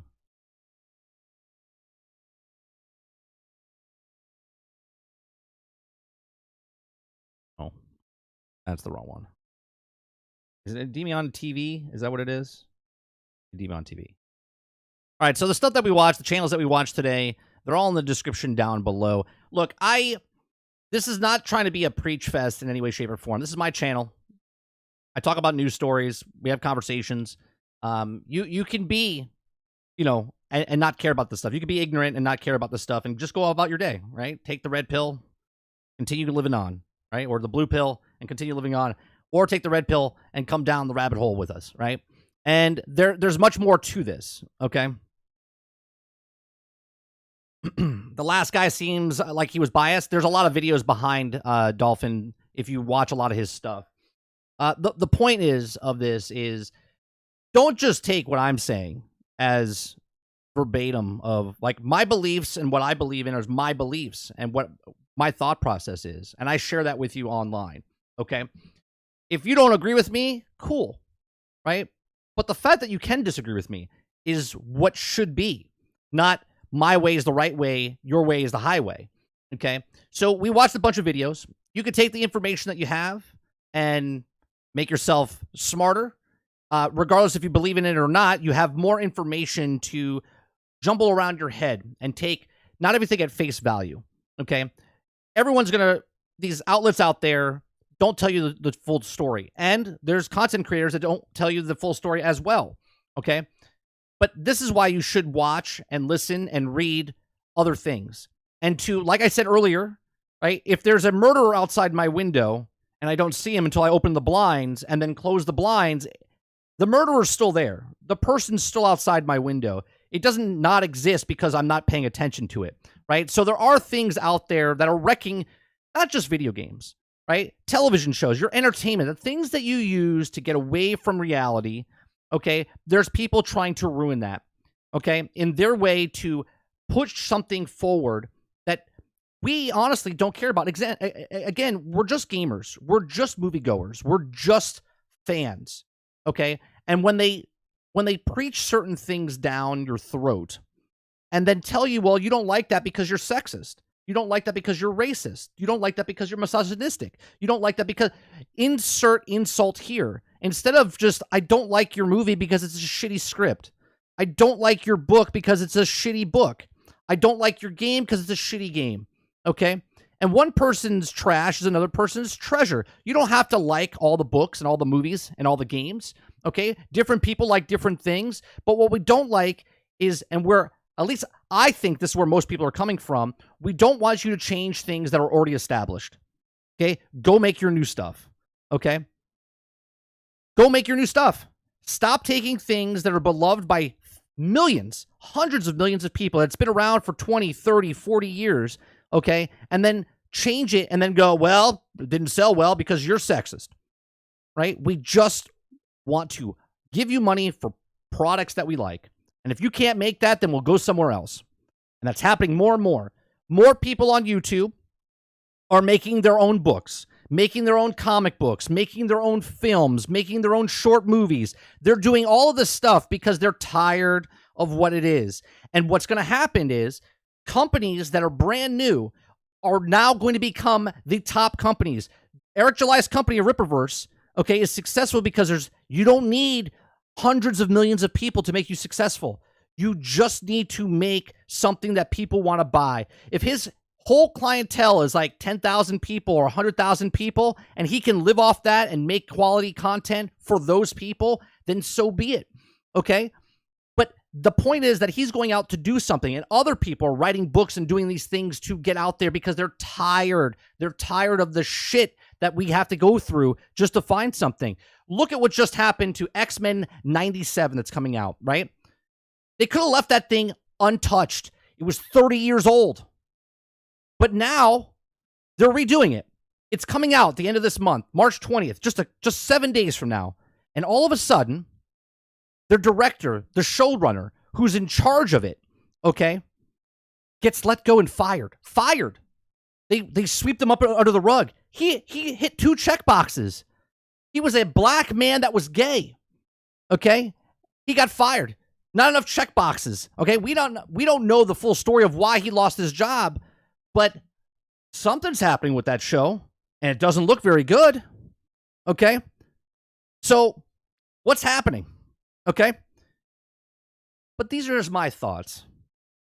You let me know in the comment section down below, okay? If you like what we do here, please make sure you hit that like button, hit that subscribe button. If you'd like to go above and beyond that, become a member as little as $5. Okay? We're here Monday through Thursday from 10 o'clock in the morning to about noon Eastern, 1 o'clock, okay? I just cover news stories. I have conversations. I like having a conversation, okay? This is not a debate, okay? But this is my show, right? But it's here to entertain you guys and have conversations with you guys, okay? And you don't have to agree that what content I cover, but I'm going to cover what I want on my channel. So a lot of you might come in today and go, he's talking about this sweet baby shit, okay? But I hope something that I showed today gave you some sort of info that you didn't know before, that educated you, or now that you thought one way, maybe you have more information now and you can take a full thought process, right? And it's not just, they're shoving it down our throats. That's what I like to do. My motto in life is to learn something new every day, okay? Learn something new every day. And if I'm not learning, then I'm not living. That is actually my motto of my life, okay? So I hope you like what we do here. Like I said, hit that like button down below. Hit the subscribe button. We'll be back tonight. We'll probably play some games with Sarge tonight, probably Division 2. See you guys on the next one. Thanks for watching. Peace.